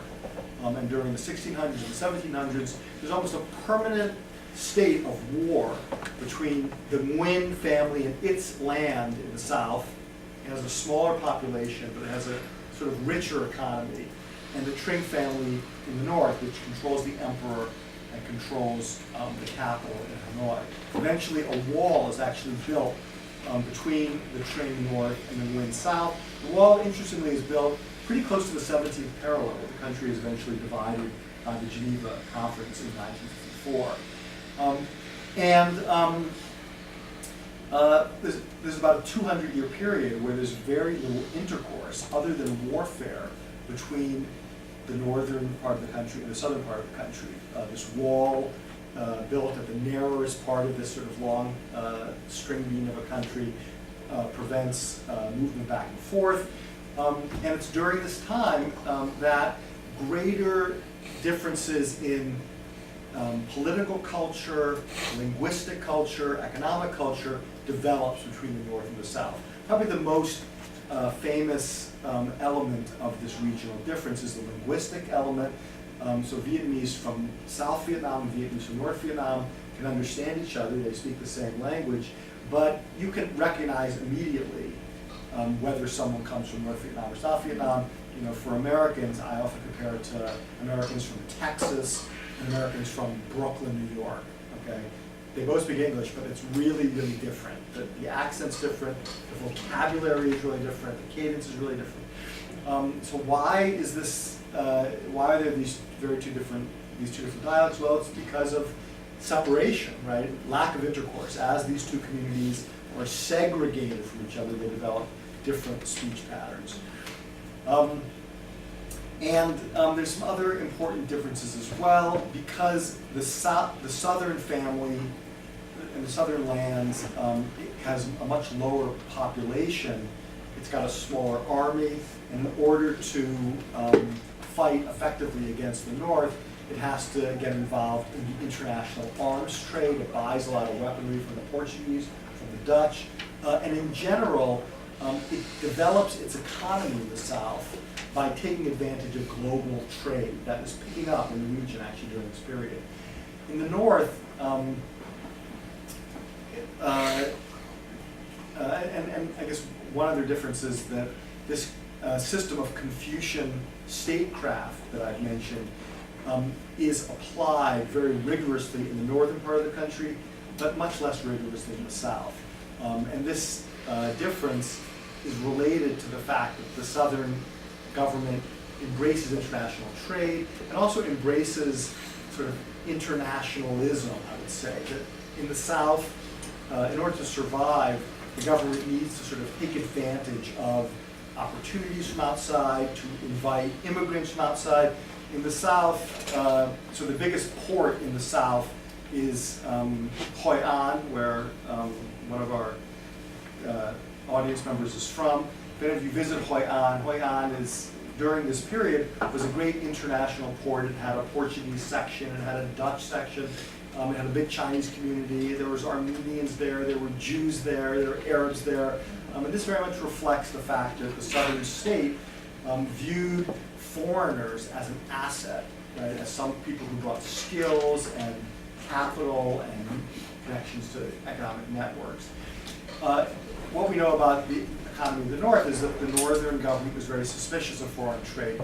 Like the Confucian-style government in China, they thought that trade was not necessary, that an ideal society, you had an educated bureaucracy ruling over a sea of peasants, and traders were these grubby people who couldn't really be trusted. So you can see here the sort of beginning of a kind of cultural difference where the North is sort of more closed, more inward-looking, more conservative. The South is more international, more cosmopolitan, more open, developing from the 1600s and continuing in this kind of trajectory up until the French conquest of the 19th century. The French conquest brings us to the second chapter in this history of regionalism. Essentially, I would argue, without going into great detail, that the French intensify or exacerbate this pre-existing regional difference. How do they do that? Well, there's a number of different reasons, but one is that the French do not conquer all of Vietnam at the same time. They conquered the South first, and they conquered the South and for about 20 years before they conquered the North. Now, you might think that's not that much of a difference, 20 years, but they only colonized Vietnam for 80 years. So they have a 20-year head start in the South.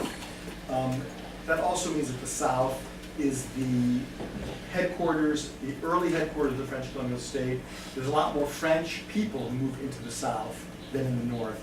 The South is the center of the capitalist economy. It's the center of the rice economy.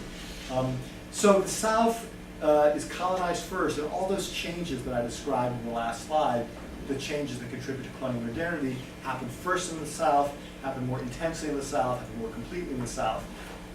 There's also a formal difference in the quality of French rule in the North and the South. The French rule the South as a colony. The French rule the North as a protectorate. What's the difference between a protectorate and a colony? In the colony, in the South, when the French show up, they kick out the imperial Vietnamese bureaucrats and they put French officials in those positions. In the North, they rule through those bureaucrats. They don't kick them out. And there's complicated reasons for why that's the case. But basically, it means that colonialism in the South is much more abrupt, much more violent, much more transformative. In the North, it's a little more conservative, more buffered.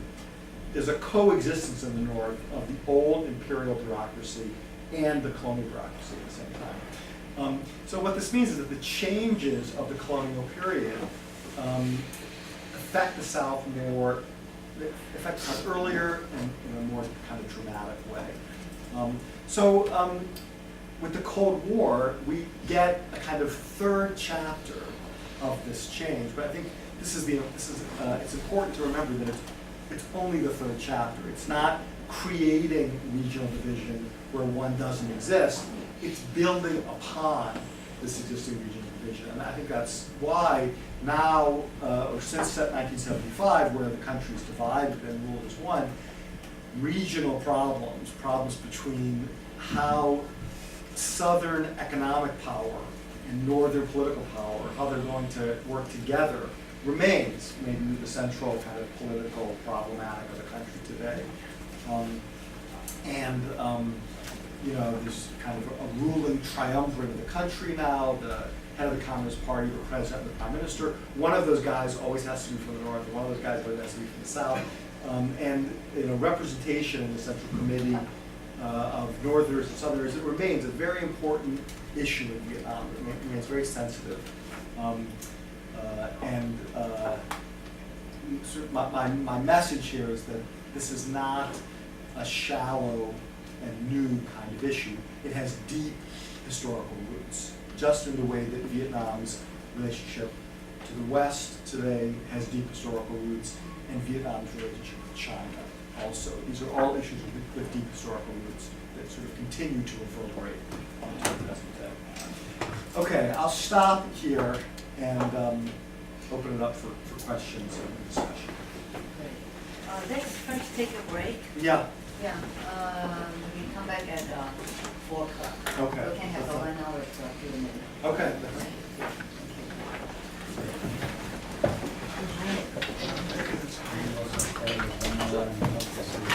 Let's continue. Actually,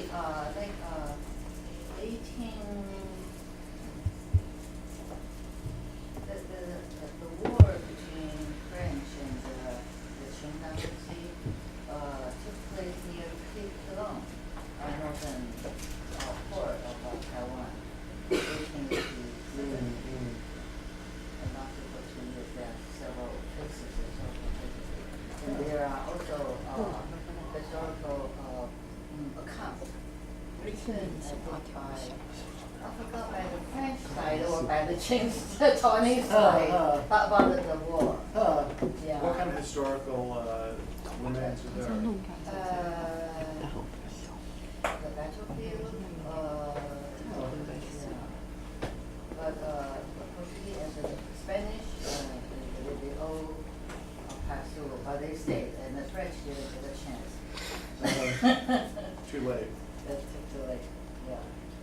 because of the war, generally we find learning time for them back.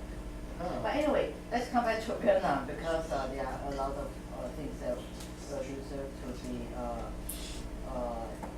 understood further and discussed further. But we can be open to audience here. 有没有同学从香港的，从马来西亚的，从中国的，或者从台湾的，或者是从其他地区的，有印尼吗？也可以。We had a student from Indonesia, but he's not here now. Jonathan, yeah. Because Professor Zinoman also studied Indonesian history a little bit. Yeah, well, I teach Southeast Asian history, so that's all 10 countries. But my real research is all about Vietnam. Okay. It's the only language that I know, so you can't really do research without knowing the language. Right. So we have students from Malaysia and Hong Kong, China, and also Palestine. So people might have related questions or from different perspectives. Questions on anything. Anything. Doesn't have to be on this. It could be on anything about Vietnam. I have a brief one. I'd like to know if you know that, because based on your research, I see that a lot of focus on literature, writings, poems, and so on. So I'd like to know, I'm not sure if you know that, what is the literacy rate back in Vietnam during that time? Which time? Maybe the French colonialism, I think, or maybe the division period. The division period, I don't know, but it's low, right? This is a period of, there's a small, highly educated, sinophilic elite, but most people, it appears, are not literate. In the French colonial period, the French introduce mass education, but it never seems like it affects more than about 10–15% of the population. It's dominant in the urban areas, and it's one of the big complaints of the nationalists and communists is that the French build more prisons than schools.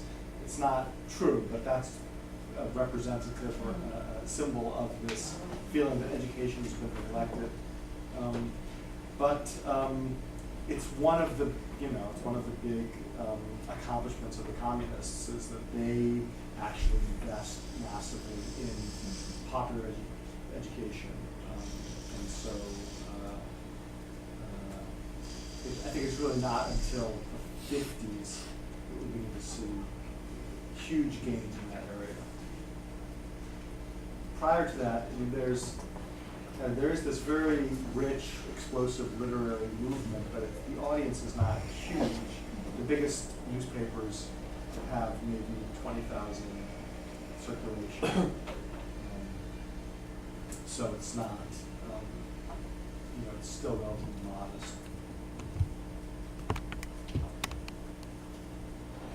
Can I also a related question? No, that's okay. Me too first, and then. I just want to ask about the censor of the French in the Cochinchina and the Dongting. Is there two different kinds of censorship? Yeah, it's a good question. So there's very complex and different censorship regimes in different parts of the country. In the South, where, as I mentioned, it's a colony, there's a different form of rule. The French also introduce French laws from the metropole, from Europe. They apply those laws. And France at this time has among the most progressive, liberal laws in the world, especially things like censorship. France is, it's a contradiction, but France is a great democracy in France, the Third Republic from the 1870s up to 1940, was one of the most participatory political systems in the world, and the freest. The colony, on the other hand, is a bit of a police state, right? And it's not a democracy. But because they introduced these laws, publications in French are totally uncensored. There's no censorship. So Vietnamese who write in French can write whatever they want. And there's laws about Vietnamese opening French newspapers. It's not totally easy, but it's possible. And so there's a group of Vietnamese-owned French language newspapers from this period that are totally free. And people like Nguyen, for example, or there's a newspaper in Saigon called La Lutte, The Struggle. Yeah, that's right. La Lutte is involved in La Lutte. Before that, he's involved in something called La Cloche. Well, there's many newspapers. There's many Saigon newspapers. And the Communist Manifesto is published in La Cloche in 1925. And La Lutte in the 30s is publishing very anti-French, extremely anti-French articles accusing the French of corruption, of authoritarianism, of all kinds of doing all kinds of terrible things. And there's no measures taken against them. So that's one extreme, is the French language press in Saigon. At the other extreme is the Vietnamese language press in the center of the country. So Vietnam is actually about 3 different territories, and Annam is the center, and the Vietnamese emperor continues to be on the throne in Annam. So in the center, you've got the French state and the emperor and his old imperial bureaucracy. And that bureaucracy had its own censorship rules, which were very strict, right? You couldn't write the emperor's name, you couldn't there was no criticism. And that regime persists in the colonial period. And one of the big complaints and one of the positions of political activists in central Vietnam was against the emperor, was to get rid of the imperial bureaucracy, get rid of the imperial laws. Many activists wanted the central territory to become a colony. They felt like if it was a colony, instead of a protectorate, there would be more freedom, because they looked at the French language press in the South and said, hey, we want that too. And then the North is kind of somewhere in the middle between the South as the maybe more liberal and the center as the most conservative. But even for Vietnamese language publications, there's censorship, but it's not very tight, I think. There's just not enough people involved in the censorship infrastructure to keep an eye on everything. And so the Vietnamese language, Vu Trong Phung, he only writes in Vietnamese. And he writes, very, very extremely critical things about the French, both in his journalism and in his fiction. He portrays French businessmen, raping Vietnamese peasant girls. He's very, very anti-French, and it's none of it is censored. I mean, if you compare it to Vietnam today, censorship is much stricter. The censorship infrastructure of the communists is much bigger, much more powerful, much more comprehensive than during the colonial period. And there's, also the French have a legal system that allows Vietnamese to hire lawyers. They could, take the police to court. French lawyers often represent Vietnamese journalists who feel like they're being persecuted unfairly. There's a lot more democratic institutions in the colonial period, actually, than the post-colonial period. Even though the colonial period has a lot of things wrong with it, the French have to allow some institutions of liberal democracy. So it's it makes the civil society of the colonial era a much more interesting and vibrant civil society than is often thought of. The post-colonial history of the colonial period, I think, exaggerates the level of repression in the colonial period. It's actually, the colonial period has a kind of apartheid character to it, that is true, but there's also a lot more room for freedom than in the colonial period, for example. And I have another comments on your presentation. I think another thing I think that was lacking in your presentation is Indochina. Yeah, the regional thing. And Vietnam itself was not just a colony, but it also a colonizer toward Champa Kingdom and the Khmer. Yeah, the pre-colonial time. And this theme might help us to understand the border dispute in recent time and the contradiction between Cambodia and the involvement of China factor during the late Cold War era, or earlier in colonial Cochinchina, ethnic issue between the Kinh, Khmer, and Chinese, or contradiction between the sects like Hòa Hảo, Cao Đài, and the Viet Minh in the Mekong Delta,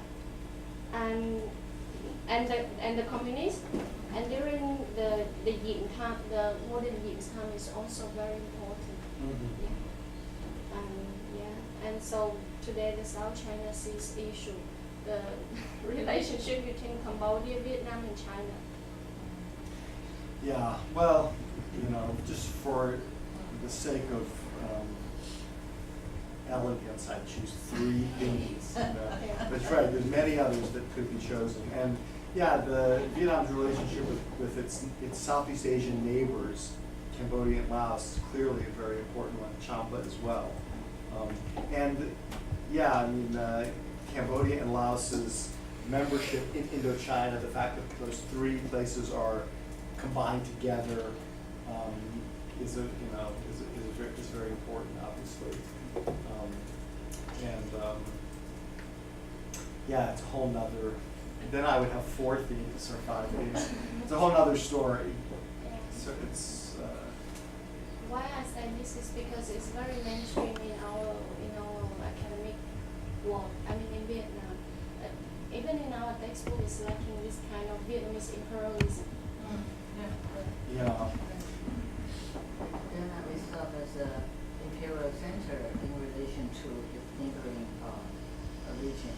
Right. As a copy of that imperial center and its subordinate position. Yeah. Tributary relations. Yeah. Well, that's another area where this Chinese statecraft that the Vietnamese absorb is important, because when the Vietnamese talk about their Southeast Asian neighbors, they use the language of civilization and barbarity, and barbarians, to talk about the Cambodians, to talk about the Chams. Interestingly, in the 19th century, they used that language to talk about the Dutch and the English. So when those European powers first approached the Vietnamese emperor, the Vietnamese emperor says, "I'm not going to talk to you, you're barbarians." So that's a Qing emperor's attitude. That's the Qing emperor's attitude. But the Qing emperor is the emperor of a huge empire. The Vietnamese emperor is the emperor of a little state. So to call, I mean, it's probably not a wise policy for the Qing emperor either. It doesn't work out well for them. But it's crazy for the Vietnamese emperor to adopt that policy. And you can look at Vietnam's neighbors like Thailand, which when the European powers come, instead of saying you're barbarians, we're not going to talk to you, they immediately try to, they try to figure out who are these guys, and what's their understanding of diplomacy, and what's the relationship between the British and the French. Maybe we can use tension between the British and the French to keep them from colonizing us, and they're eventually successful. Whereas a lot of historians believe that the Vietnamese failure to resist French colonialism is connected to the inappropriate nature of this Chinese statecraft that they use, given its size and scale. It makes their response very rigid. It makes their response very it doesn't have much foresight. They're too arrogant. They're not big enough to be so arrogant. The Chinese are big enough that they can be like that. But Vietnam is too small to have that kind of chauvinism. We have some Marxist scholars writing about this. They felt of the listing toward the West. Why Vietnam to face the West? There's a new general history of Vietnam by an American historian named Christopher Gosha. It's called the Penguin History of Vietnam. It's the first really good general history of the country, just published this year. And he's interested in Vietnam's colonial relationship with these smaller countries, especially Champa. He makes it a kind of, for him, it's one of the big themes of Vietnamese history. Vietnam's dismemberment of Champa, Vietnam's mistreatment of Champa. And it's, people have written about it, but you're right. I don't know, in the Vietnamese educational system, it's certainly not treated like imperialism, right? Yeah, it's more like it's more like the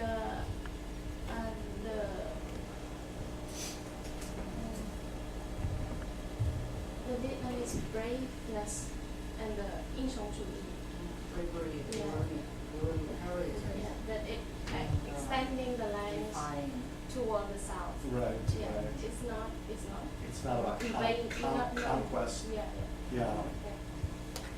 So English and then Yeah, my question is, until now, has Vietnam been totally unified without any conflicts between the North and the South, division happening? I mean, although the official claims that it is only in one country, but in other aspects like their political values or something else, would there be any difference between the North and the South? Yeah, I mean, so the country's unified in 1975, and there's not a movement after 75 to break, for the South to break away. There's not a powerful, effective movement. But there's definitely a continuation of that regional division. It takes different forms. After the war, the North has the Northern government has a very harsh policy towards the South. So there's a big system of re-education camps that's established, and members of the Southern government, members of the Southern Army, members of the Southern bourgeoisie, people are put in these camps, and they're not told how long they're going to be kept there, and in many cases people are kept for 10 years, 15 years. It's a very punitive policy, a policy of great punishment of the South. Then afterwards there's a policy of sort of discrimination, institutional discrimination against families that were sided with the Southern government. So now I think it's not that significant. But even when I first started to do research in Vietnam, I first went there in 1989. Students would have to write their family background when they were applying to schools. 3 generations. 3 generations of Lilik. And if your family had allied with the Americans or allied with Southern government, you couldn't go to university. You couldn't, there were positions that were reserved for people allied with the communists. There was, and it wasn't just in schools. There was jobs and a whole range of positions in the military or in other kinds of government positions. Party membership was not allowed for people with that kind of class background, that kind of family background. And party membership remains an important. Even after reunification? Oh yeah, Really? even up to. So what you said was after, really? Even now, even if you want, basically it's, I compare it to going to, business school in the U.S. If you're ambitious, you can tell me if this is your experience, but if you're someone who's ambitious, if you don't just want to be a doctor, but you want to be the head of the hospital, or if you don't just want to be a professor, but you want to be head of the department, you have to join the party essentially. And I mean, now there's, this party is strong in the South as well, so it's not a pure regional division. But for many years after unification, that was an important issue. But there's some other ways that the regional division after '75 manifested itself that was I found sort of unexpected. So I started to work in Vietnam in 1989, 90, 91, and I worked in Hanoi, lived in Hanoi, the north, spent most of my time in the north, which is, the center, the cradle of Vietnamese communism. But then I would travel to Saigon, to the old South, and I found that in the South, people were much more scared, people were much more paranoid of the government. People were much more worried about political sensitivity. And I think it's because in the North, people had sort of grown up with this party, with this system. They were familiar with it. Everyone in the North has a brother or a cousin or an uncle who's in the army, who's in the party, who's in the ministry, in the police. People have connections to the government in the North. It's a familiar thing. Whereas in the South, it's this foreign body that is much scarier and has had a much more punishment-oriented kind of relationship. So in certain respects, the North is, I found, a little more relaxed, and the South a little more tense in some ways. And then just one other point is, I've sort of been talking about the North as it's the cradle of communism, and the South is anti-communism. But of course, there's also a Southern communist movement that is connected to the North. The nature of that connection was maybe the central issue of the Vietnam War, with some people saying the Southern communists were puppets of the North, other people saying the Southern communists were an indigenous movement that was responding to local grievances. The Southern communists were against the Southern government. The Southern communists were separate from the Northern communists. So that was a big argument during the war. And I can talk about what the research has shown on that. But there's some sense that the Southern communists are more radical than the Northern communists. And that was a little bit my experience too, that I would, when I was in the South, I would meet people who had been in the Viet Cong, the Southern communists. And I don't know, there was something about them that was a little bit more anti-American, a little bit more harsh. I mean, these are guys who, they had lived in the South during this period of this horrible period of American intervention. American presence in the South was a horrible thing and very destructive and very counterproductive. American, at the peak, there's 500,000 American troops in South Vietnam. No country would want that. And so these southern guerrillas had to deal with that. And their hatred of the Americans, I think, was much more visceral, much more intense than in the North, where it was more abstract and more kind of theoretical.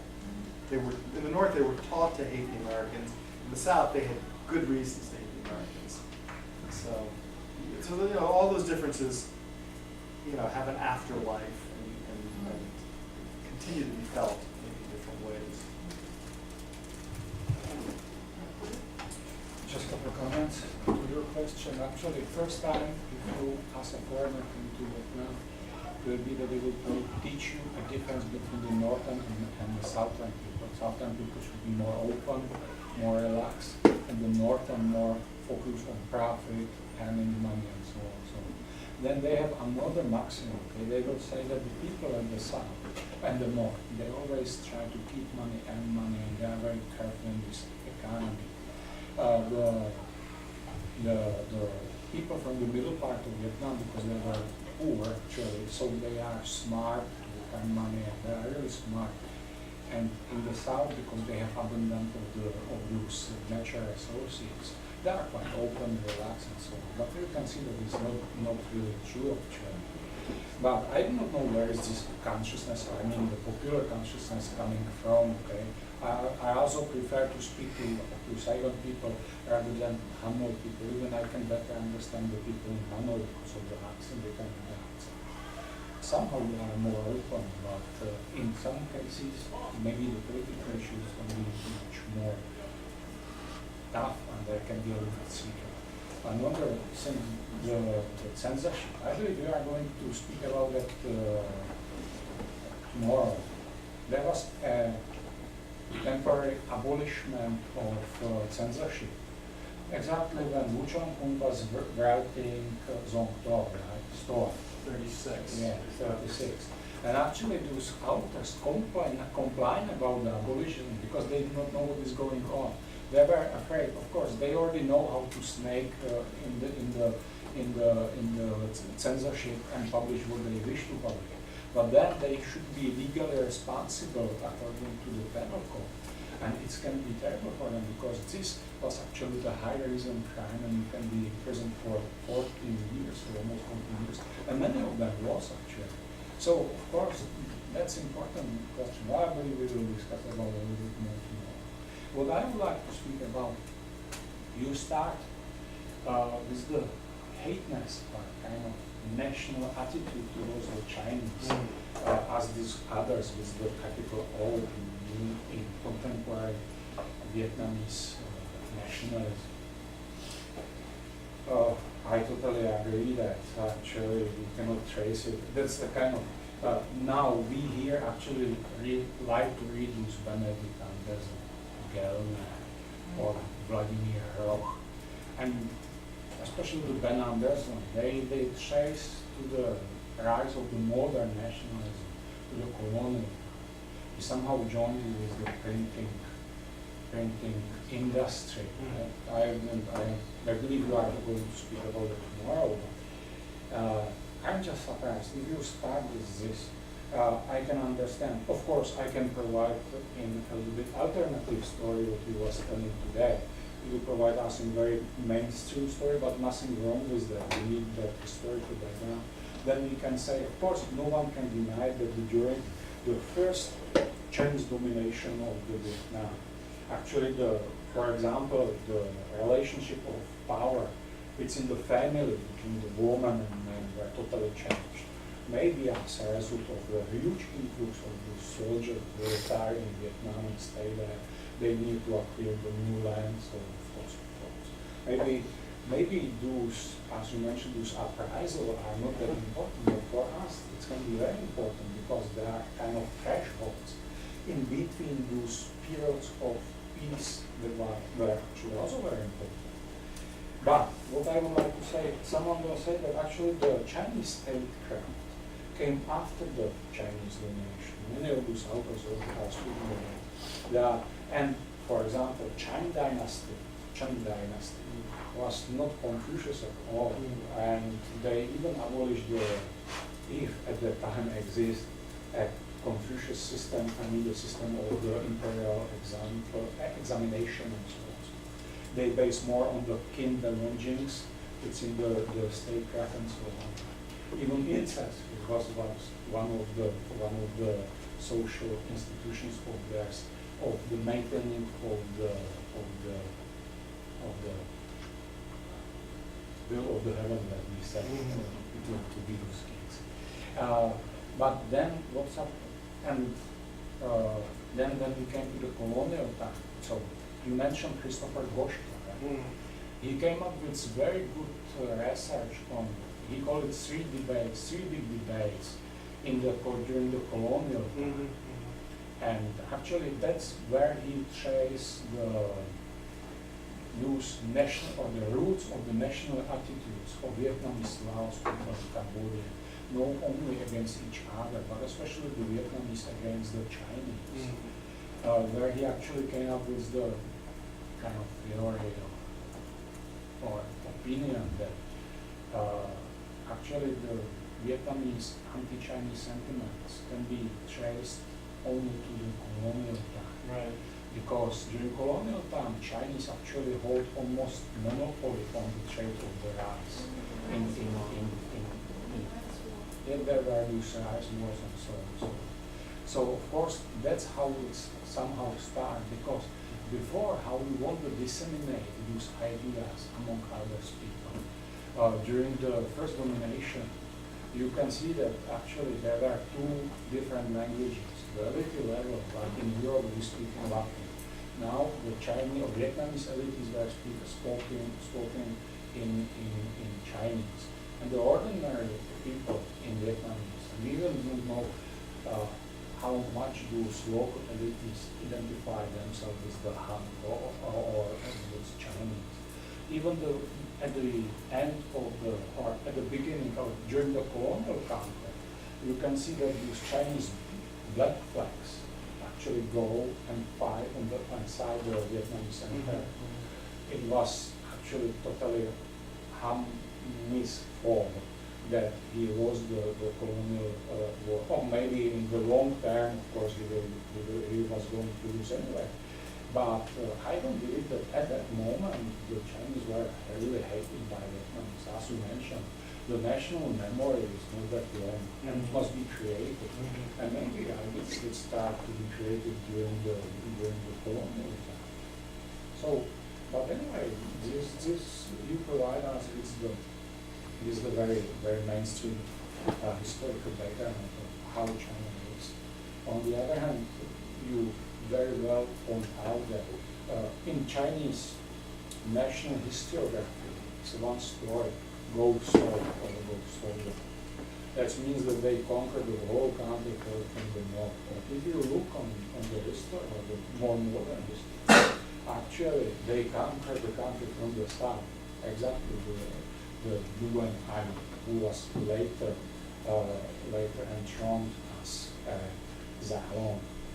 He actually, his encourage, his army consists from Chinese, Thailand's people, Cambodians, and of course small part was Portuguese and maybe some Spanish guys. And those Chinese folks actually was during the Ming Dynasty. They moved to Vietnam, and they asked the empire if they can stay somewhere in Vietnam.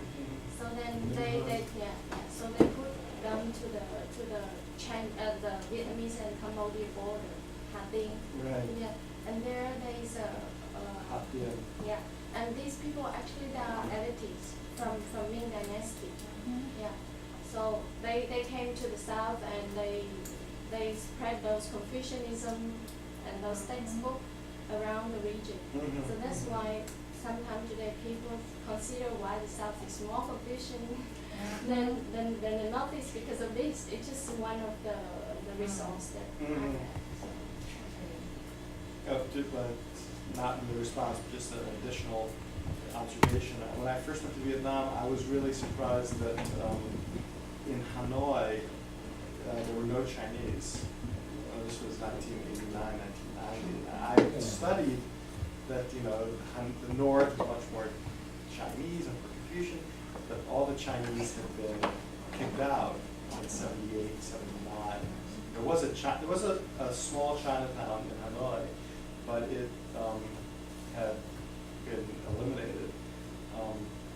And it was really striking to me because my father had been a diplomat in Kuala Lumpur and Bangkok, and I had grown up in all of these Southeast Asian capital cities, and all of those Southeast Asian capital cities were basically Chinatowns, big Chinatowns, Kuala Lumpur, Bangkok.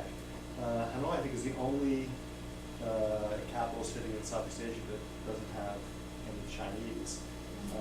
They were kicked out in 78, 79, but even then it was small. It was a strange thing about Vietnam that the big Chinese population was not at the capital, it was always in the south. So why is that? Why wasn't there a big Chinese population in Hanoi, only in Saigon? Actually, the population of Chinese is spreading along the country, and the Chinese population in the north concentrate in Haifa. But still, compared to Saigon, it's small. Compared to Chetla, it's much smaller. And you're right, there's other Chinese, but it's just, I don't think anyone has really looked closely at why the Vietnamese court in the north kept Chinese out. It's somewhat unique compared to the rest of Southeast Asia.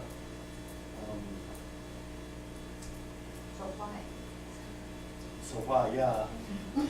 Well, I mean, it's... I was thinking, you were saying that the northern parts were more closely obeying or sticking to this safeguard of Confucianism. And so it's more conservative, right? And the tradition kept there. And the southern part were more cosmopolitan, open, and more resourceful. Why the northern part, they actually in Southeast Asian countries, some Chinese communities, they could grow up in speaking Chinese, using Chinese, not mingled with local language. Right. Like many. Right. So there must be some internal conflicts, right? Ethnic conflicts or political conflicts in certain period of time. That's one thing. The other thing is that there must be intermingled marriage, right? Yeah, like Malaysia or others descended. Right. Very generationally become nativites. So.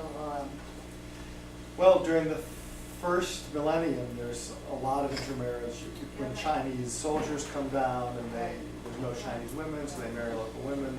So a lot of those early big families are Chinese. Mostly northern part. Northern parts, so before they move south. And then later on, I mean, there is intermarriage, but there's not, you don't see the creation of these new mixed ethnicities like we see in Indonesia. What are they called? The Peranakan. Yeah, well, Filipino. Or the Filipinos, the Mestiz, Chinese mestizos, or Malaya, the Baba Malays in Malacca, right? Right. In Vietnam, I don't think there's a equivalent cultural, it's essentially a new culture, right, that mixes the two. Talk about the Ming migrants, they locate mainly in the Mekong Delta area. But they intermarry. Do they intermarry? They do intermarry, especially in Mekong Delta, and they are not that intermarried in the Jialo. It's the great market in close to Saigon during the colonial time. Yeah, and even today the issue of intermarriage between the Vietnamese family and the Chinese family is also really in tension. I mean, in this area only. But in other places, we feel normal. And in Hoi An at that time, we have something like 3,000 Chinese, and today we do not see any Chinese because they're already intermarried to the local people. Yeah. Right. And actually, our appearance is not, is not that obvious. Yeah. So maybe it's also hard to recognize. But in a place like Hoi An, it's intermarriage, but they're expelled, right? In the late 70s, you can see that this new book, not that new, but Huy Duc's Giải phóng, the book. Quốc Ben An. And Giải phóng is the second volume. The second volume. He tells the story of essentially when Vietnam and China go to war. They basically trucks drive through these Chinese neighborhoods saying you have 24 hours to leave. Oh. And there's this, it's not a spontaneous exodus. It's a kind of government organized exodus. Chinese community in Haiphong. Chinese community in Haiphong is destroyed then. Yeah. In Hoi An it's destroyed. In Saigon it's too big for them all to leave, but many leave. But Chilean is the only place where they really stay. But I think that the bigger point is that people often say that the hostility between Chinese and Vietnamese is an ancient thing. It's primordial. It's deep-seated. There's no way to change it. It's always been there. But if you look at the history, it's been very changeable, and there's been a lot of different chapters in it, and it hasn't always been the way that it is now. I think there are long periods of peaceful coexistence and periods when it's not seen, Chinese are not seen as this other in the capital. And then there's periods when they're really seen that way. It's very different in different periods. It's very different in different periods, yeah. Especially when they perhaps share the same readings, classical readings or literature, poetry, so they share the sentiments, certain poetic lines and maybe. This can be also a little bit problem because if we are speaking about the Chinese cultural influence on Vietnamese people, actually we have to be aware that these Chinese texts were written just by 10% of population, even less. 10 is too much. 10 is already so much, maybe only 3. Only these Chinese scholars actually can read it. Right. How about your children's education? For example, there's a local academy, like family teaching, there's very basic filial piety or basic text. Right? So they don't need to go through this 科举考试, this imperial exam system. They don't need to be bureaucrats, but they were taught by these local scholars, the family shrine and 祠堂, for each. No? But the problem is how many people among youths can even imagine that this is a culture influence. They will have it as a maxim, as a popular song, informing popular songs, maxims and youth things. So the awareness that this is actually a Chinese culture influence can even be that strong.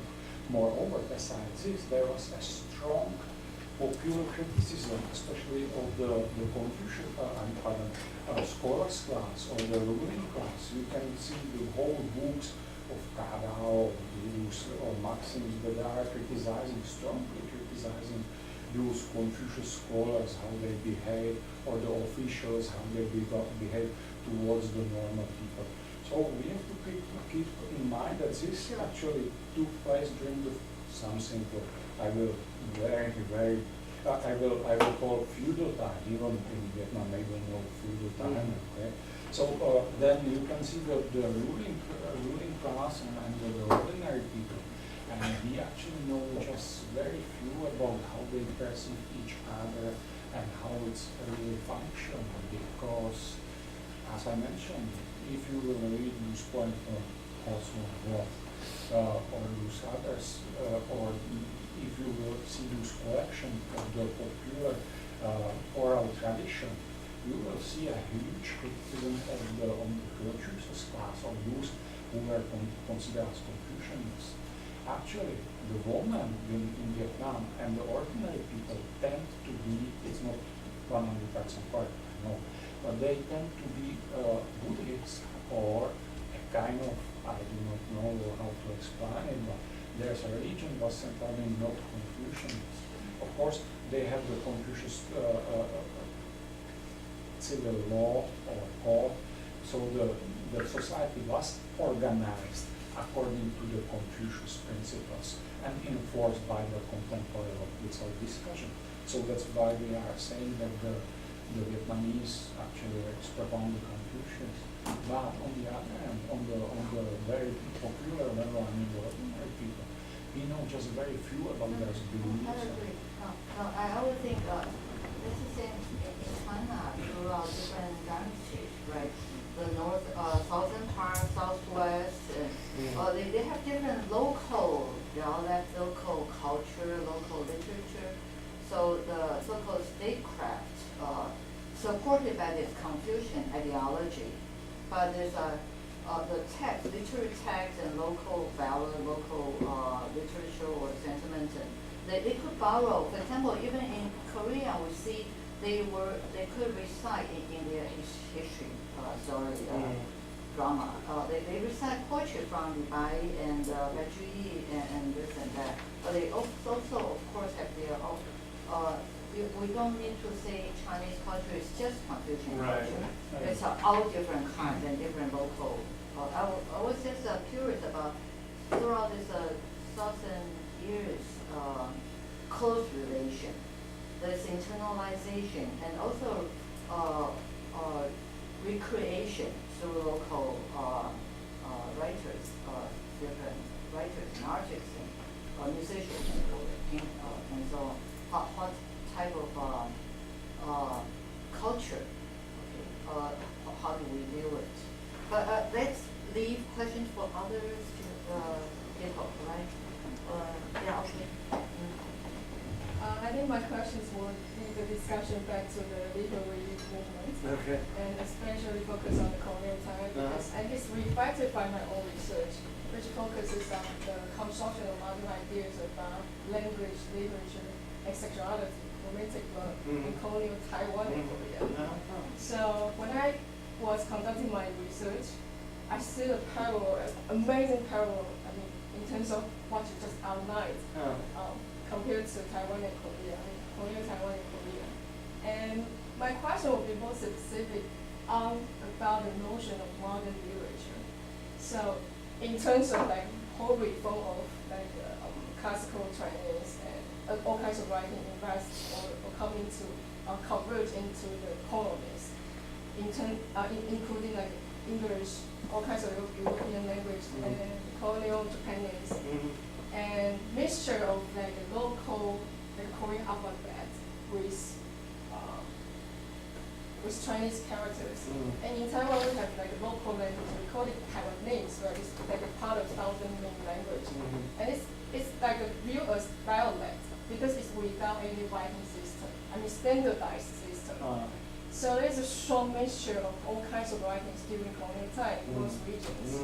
But they still try to, to emerge or try to construct a certain kind of idea. It's modern literature or new novel or new literature. But it's very closely related to the idea about nationalism. So we have like a modern Korean literature, modern Chinese literature, all give birth from colonial time. So I was curious about how about the colonization period in Vietnam, the whole literary movement or reform of language.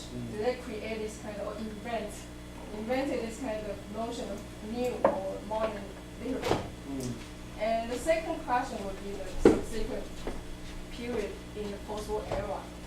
Which is what I said about the colonialization period, the whole mixture and experiments on the languages and writings. But after the post-war era, in the post-war era, Korea and Taiwan have a totally different attitude toward Japanese literature. Literature written by Taiwanese or Korean, but in Japanese. So we of course, like in post-war Taiwan, we have came to war, and it's a new form of colonization. Based on some people's scholarship, because the whole language system, political system, are all like transformed into the new system by KMT war. So there's a strong sentiment in Korea which is the Sino writing or the Japanese writing. So they refuse to consider literature written in Japanese as part of Korean literature. That's the Korea, yeah, right. But we see there's so many experiments around the time, I mean the second half of the 20th century. But in Taiwan, we take that for account, I mean, people, the colonial intellectuals who wrote in Japanese, we count it as part of Taiwanese and modern Taiwanese literature, Right. but not in Korea. Right. And they really have a strong hatred or sentiment towards China, Japan in post-war era. Right. I was wondering about the reception of this kind of sentiment in post-war Vietnam. It's the reception, because there's not an equivalent of Vietnamese writing in Japanese, right? I mean, there's not, you mean Vietnamese writing? I mean, like the number of Vietnamese intellectuals who was writing in French. Writing French. But the whole subject, the whole, the practice of language is like a Vietnamese way.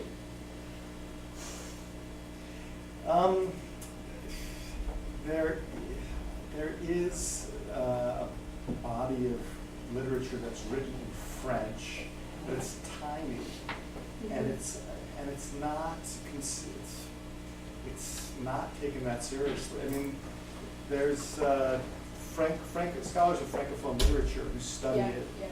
They're the only ones, and actually they've written about it more than it deserves, probably, given how insignificant. But if I explain myself more, that what is qualified as modern Korean literature is it was written in Korean alphabet.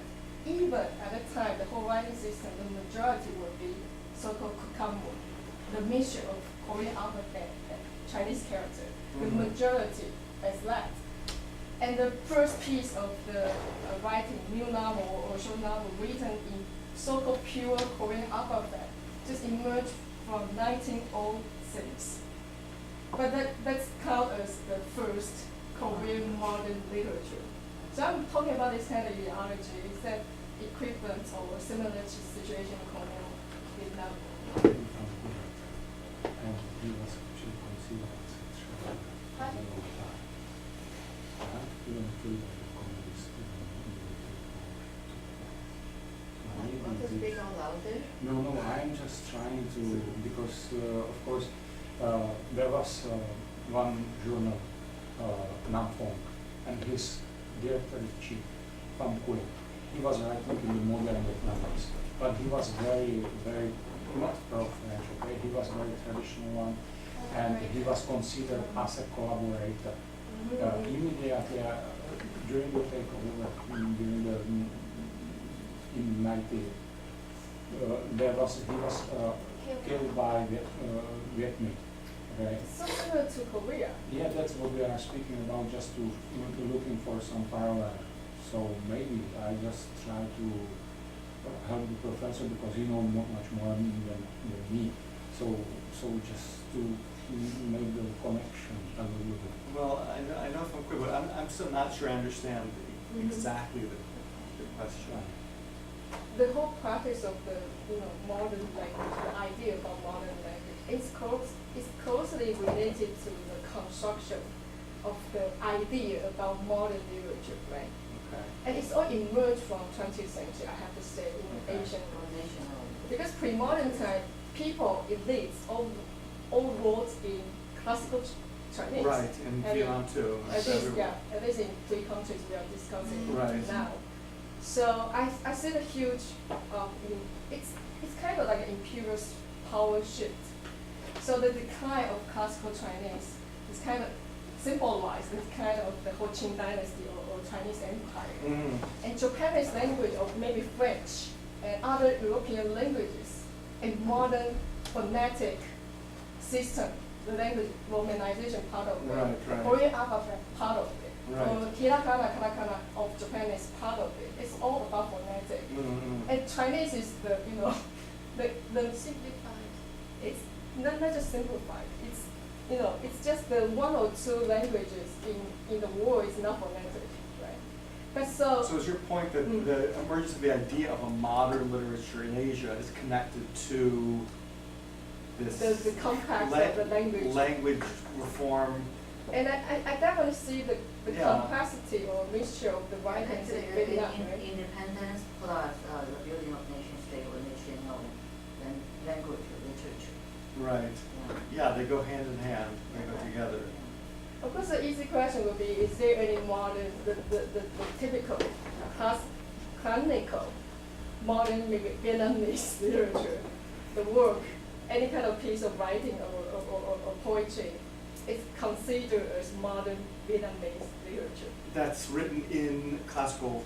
Whatever, just how Well, they, yeah. not modern, but the great, sort of the greatest piece of Vietnamese literature, or what's accepted as the greatest piece, is a early 19th century poem that's written in the Vietnamese version of Chinese characters, Nom. So this character system Right. it combines Chinese Yeah. characters. And that is a system that can represent Vietnamese speech, right? So that's considered the greatest piece of literature, and it's considered to be the national poem, but I don't think it's widely considered modern. Even though I think you could argue that it is actually. It's a story about the lower social orders in the way that some modernist that might be associated with modernist stuff. There's a female central character who is modern in some ways that modern, Like a newer level. yeah, a little Yeah. bit.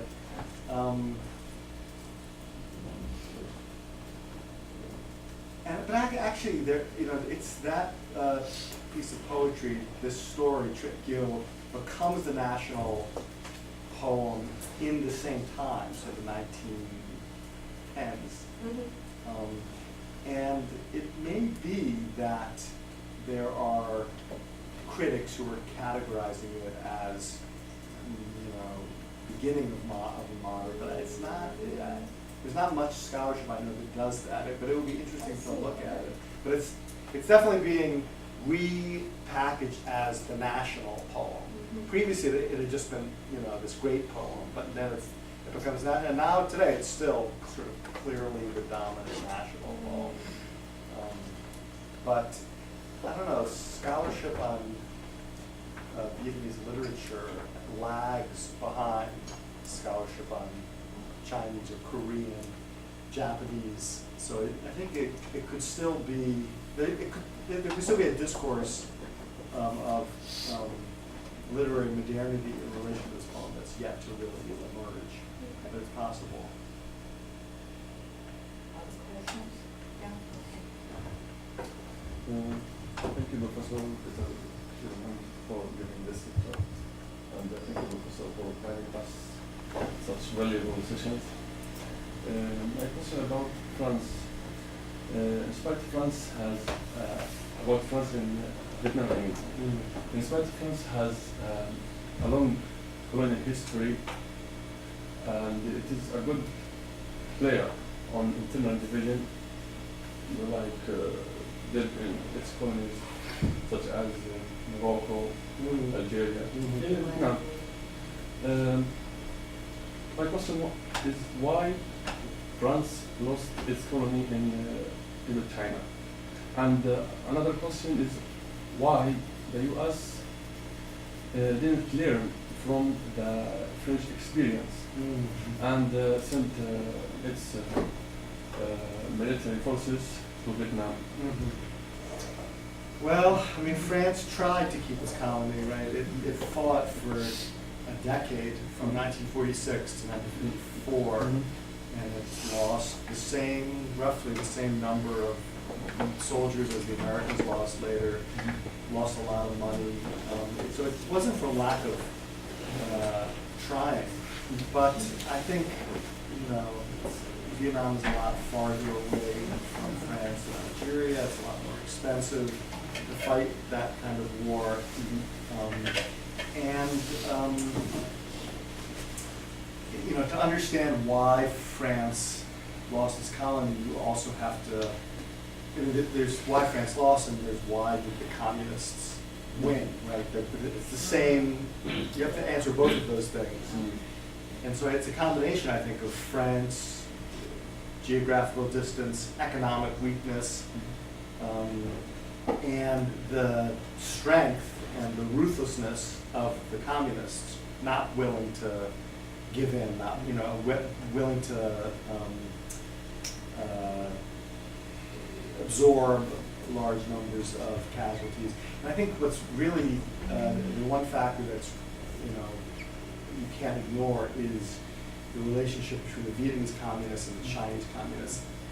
Up until 1949, the French are actually winning that war, or it's a stalemate. But after 1949, Chinese communists begin to provide aid to the Vietnam, and the southern Chinese borders become this massive safe haven for the Vietnam. It's what makes that case a very weird case. There's other communist insurgencies in the region, in Indonesia, in the Philippines, in Malaysia. They all fail. Why? They don't well, there's many reasons, but one is they don't have this massive border with a China that can provide safe haven, that can provide arms. It's a big advantage that the Vietnamese have that the PKI in Indonesia doesn't have, that the Malaysian communists don't have, etc. So it's a very, I'm giving you a very short answer to a very complicated question, but I think that's a big part of it. And the second question, why don't the Americans learn a lesson? I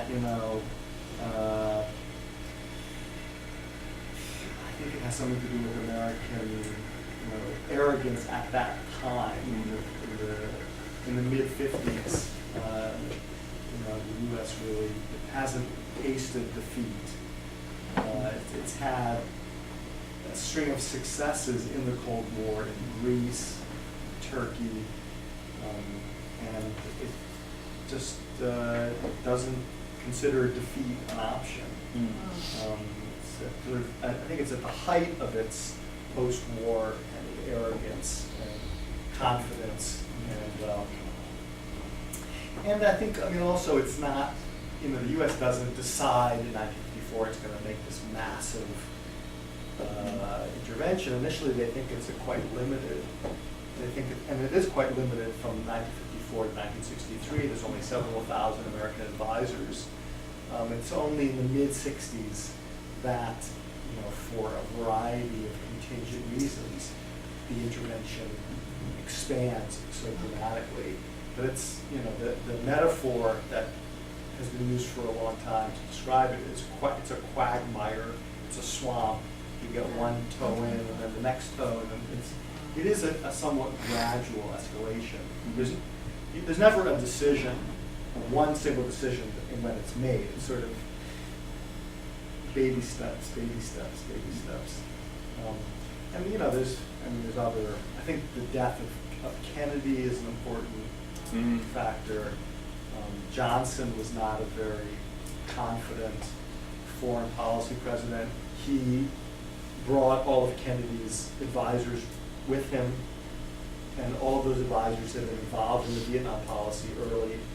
If he had brought his own team in, they might have been able to say, we're going to get out, this is not our policy, this is an old policy. So there's many, many factors. It's an extremely complicated thing, and why didn't America learn the lessons? It's a big question. It's not the kind of thing that will lend itself to a simple answer. The U.S. rose up through the Second World War toward the end, and it seems that U.S.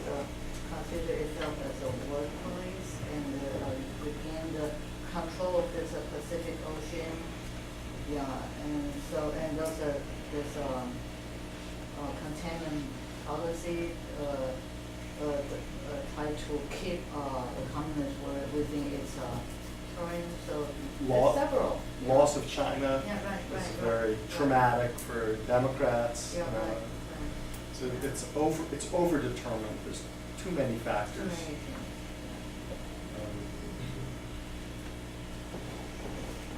Other questions? Yeah, go ahead. My question is, how important the Vietnam colony to the whole France country? France had many colonies around the North Africa or the Caribbean Sea. So, what role the Vietnam plays in this colonial system? So that's a good question. Well, I think part of the reason why France gets out in '54 is because ultimately it decides it's not that important. And one big difference between France and places like Algeria, for example, is there's not a huge French settler population, and therefore there's not such a big domestic French constituency to keep the colony. When France decides to reconquer in 1946 after the war, it's an issue of glory, it's an issue of pride, it's an issue of France, after the humiliation of the Second World War, regaining its honor. Now that's not a very concrete or tangible thing, right? It's in terms of the French economy, I don't think it's critical. It's this more ideological kind of factor. But I don't think that Vietnam is very important for the United States either, but ideology determines the commitment. I think it's probably more important for France than the U.S. There's a French economic interest that have been there for now 60, 70 years. The cost of keeping the colony with a hostile population ends up being much more significant than the gains to be had from whatever kind of economic benefits that it provides. In the mid and late 19th century, every European country wanted to get a part of Southeast Asia and maybe get an access to China. Right. And the second step, right? So maybe through Vietnam and passing Taiwan could be taken up. But then it didn't. But that's France felt that it was late to the imperial colonial game, right? The British had already this interest in China. The British had Malaya and Burma. The Dutch had Indonesia, the Americans and the Philippines. France felt it was being left out. So geopolitical rivalry, economics, the China market, Vietnam is a stepping stone to the China market. They all play some role. European or other things. Yeah. It's another one of these things that's overdetermined. Religion, the kind of explicit reason that France takes Vietnam is that Catholics are being persecuted by the Vietnamese emperor. And the Catholic press in the 1850s and 60s launches a kind of campaign describing in very graphic detail the killing and the torture of priests. That's why the French say we're going in initially, we're going to protect our Catholics. But the economic considerations, the geopolitical considerations, they're all there as well.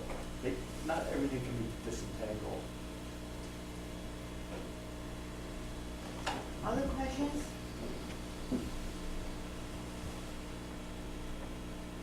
If not, yes? No? If not, we can stop here because tomorrow we have another. There's two more chances Two for more, questions. two more, Yes. yeah. As I said, tomorrow will be on this modernist writer. This writer, right. Yeah, Colonial Republican. It's interesting. Mhm. Yeah, so this, in the 20th and 30th, what happened in Vietnam, that we could also think whether that similar things happen in Taiwan, China, Hong Kong, Malaysia. There's a modernist move, or there's a Republican thought, idea, political innovation could be channeled through colonial experience. Okay, we can wait tomorrow. Thank you, All right, thanks everyone, thank you. thanks very much. One last comment, this romanization of this local language through pinyin system, through romanization system, also happened in Taiwan. Yeah, it was in, the pinyin system was introduced in mid 19th century, also through Jesuit, through the evangelical priests, and they established the first newspaper in Tainan, and then throughout the But yeah, right. it gets a mass readership? It's not It really. lasts quite a long time even now. So Nowadays, there's a revival of that Indian system and said that Vietnam and Korea is the model we should learn. We should. Study the. Yeah. Yeah. Yeah, in South 那个谁呀？ Chengkong University. 对呀。 The Taiyu Center. There are a lot of publications. I know, but You know. It is very, very similar to the Can we wait?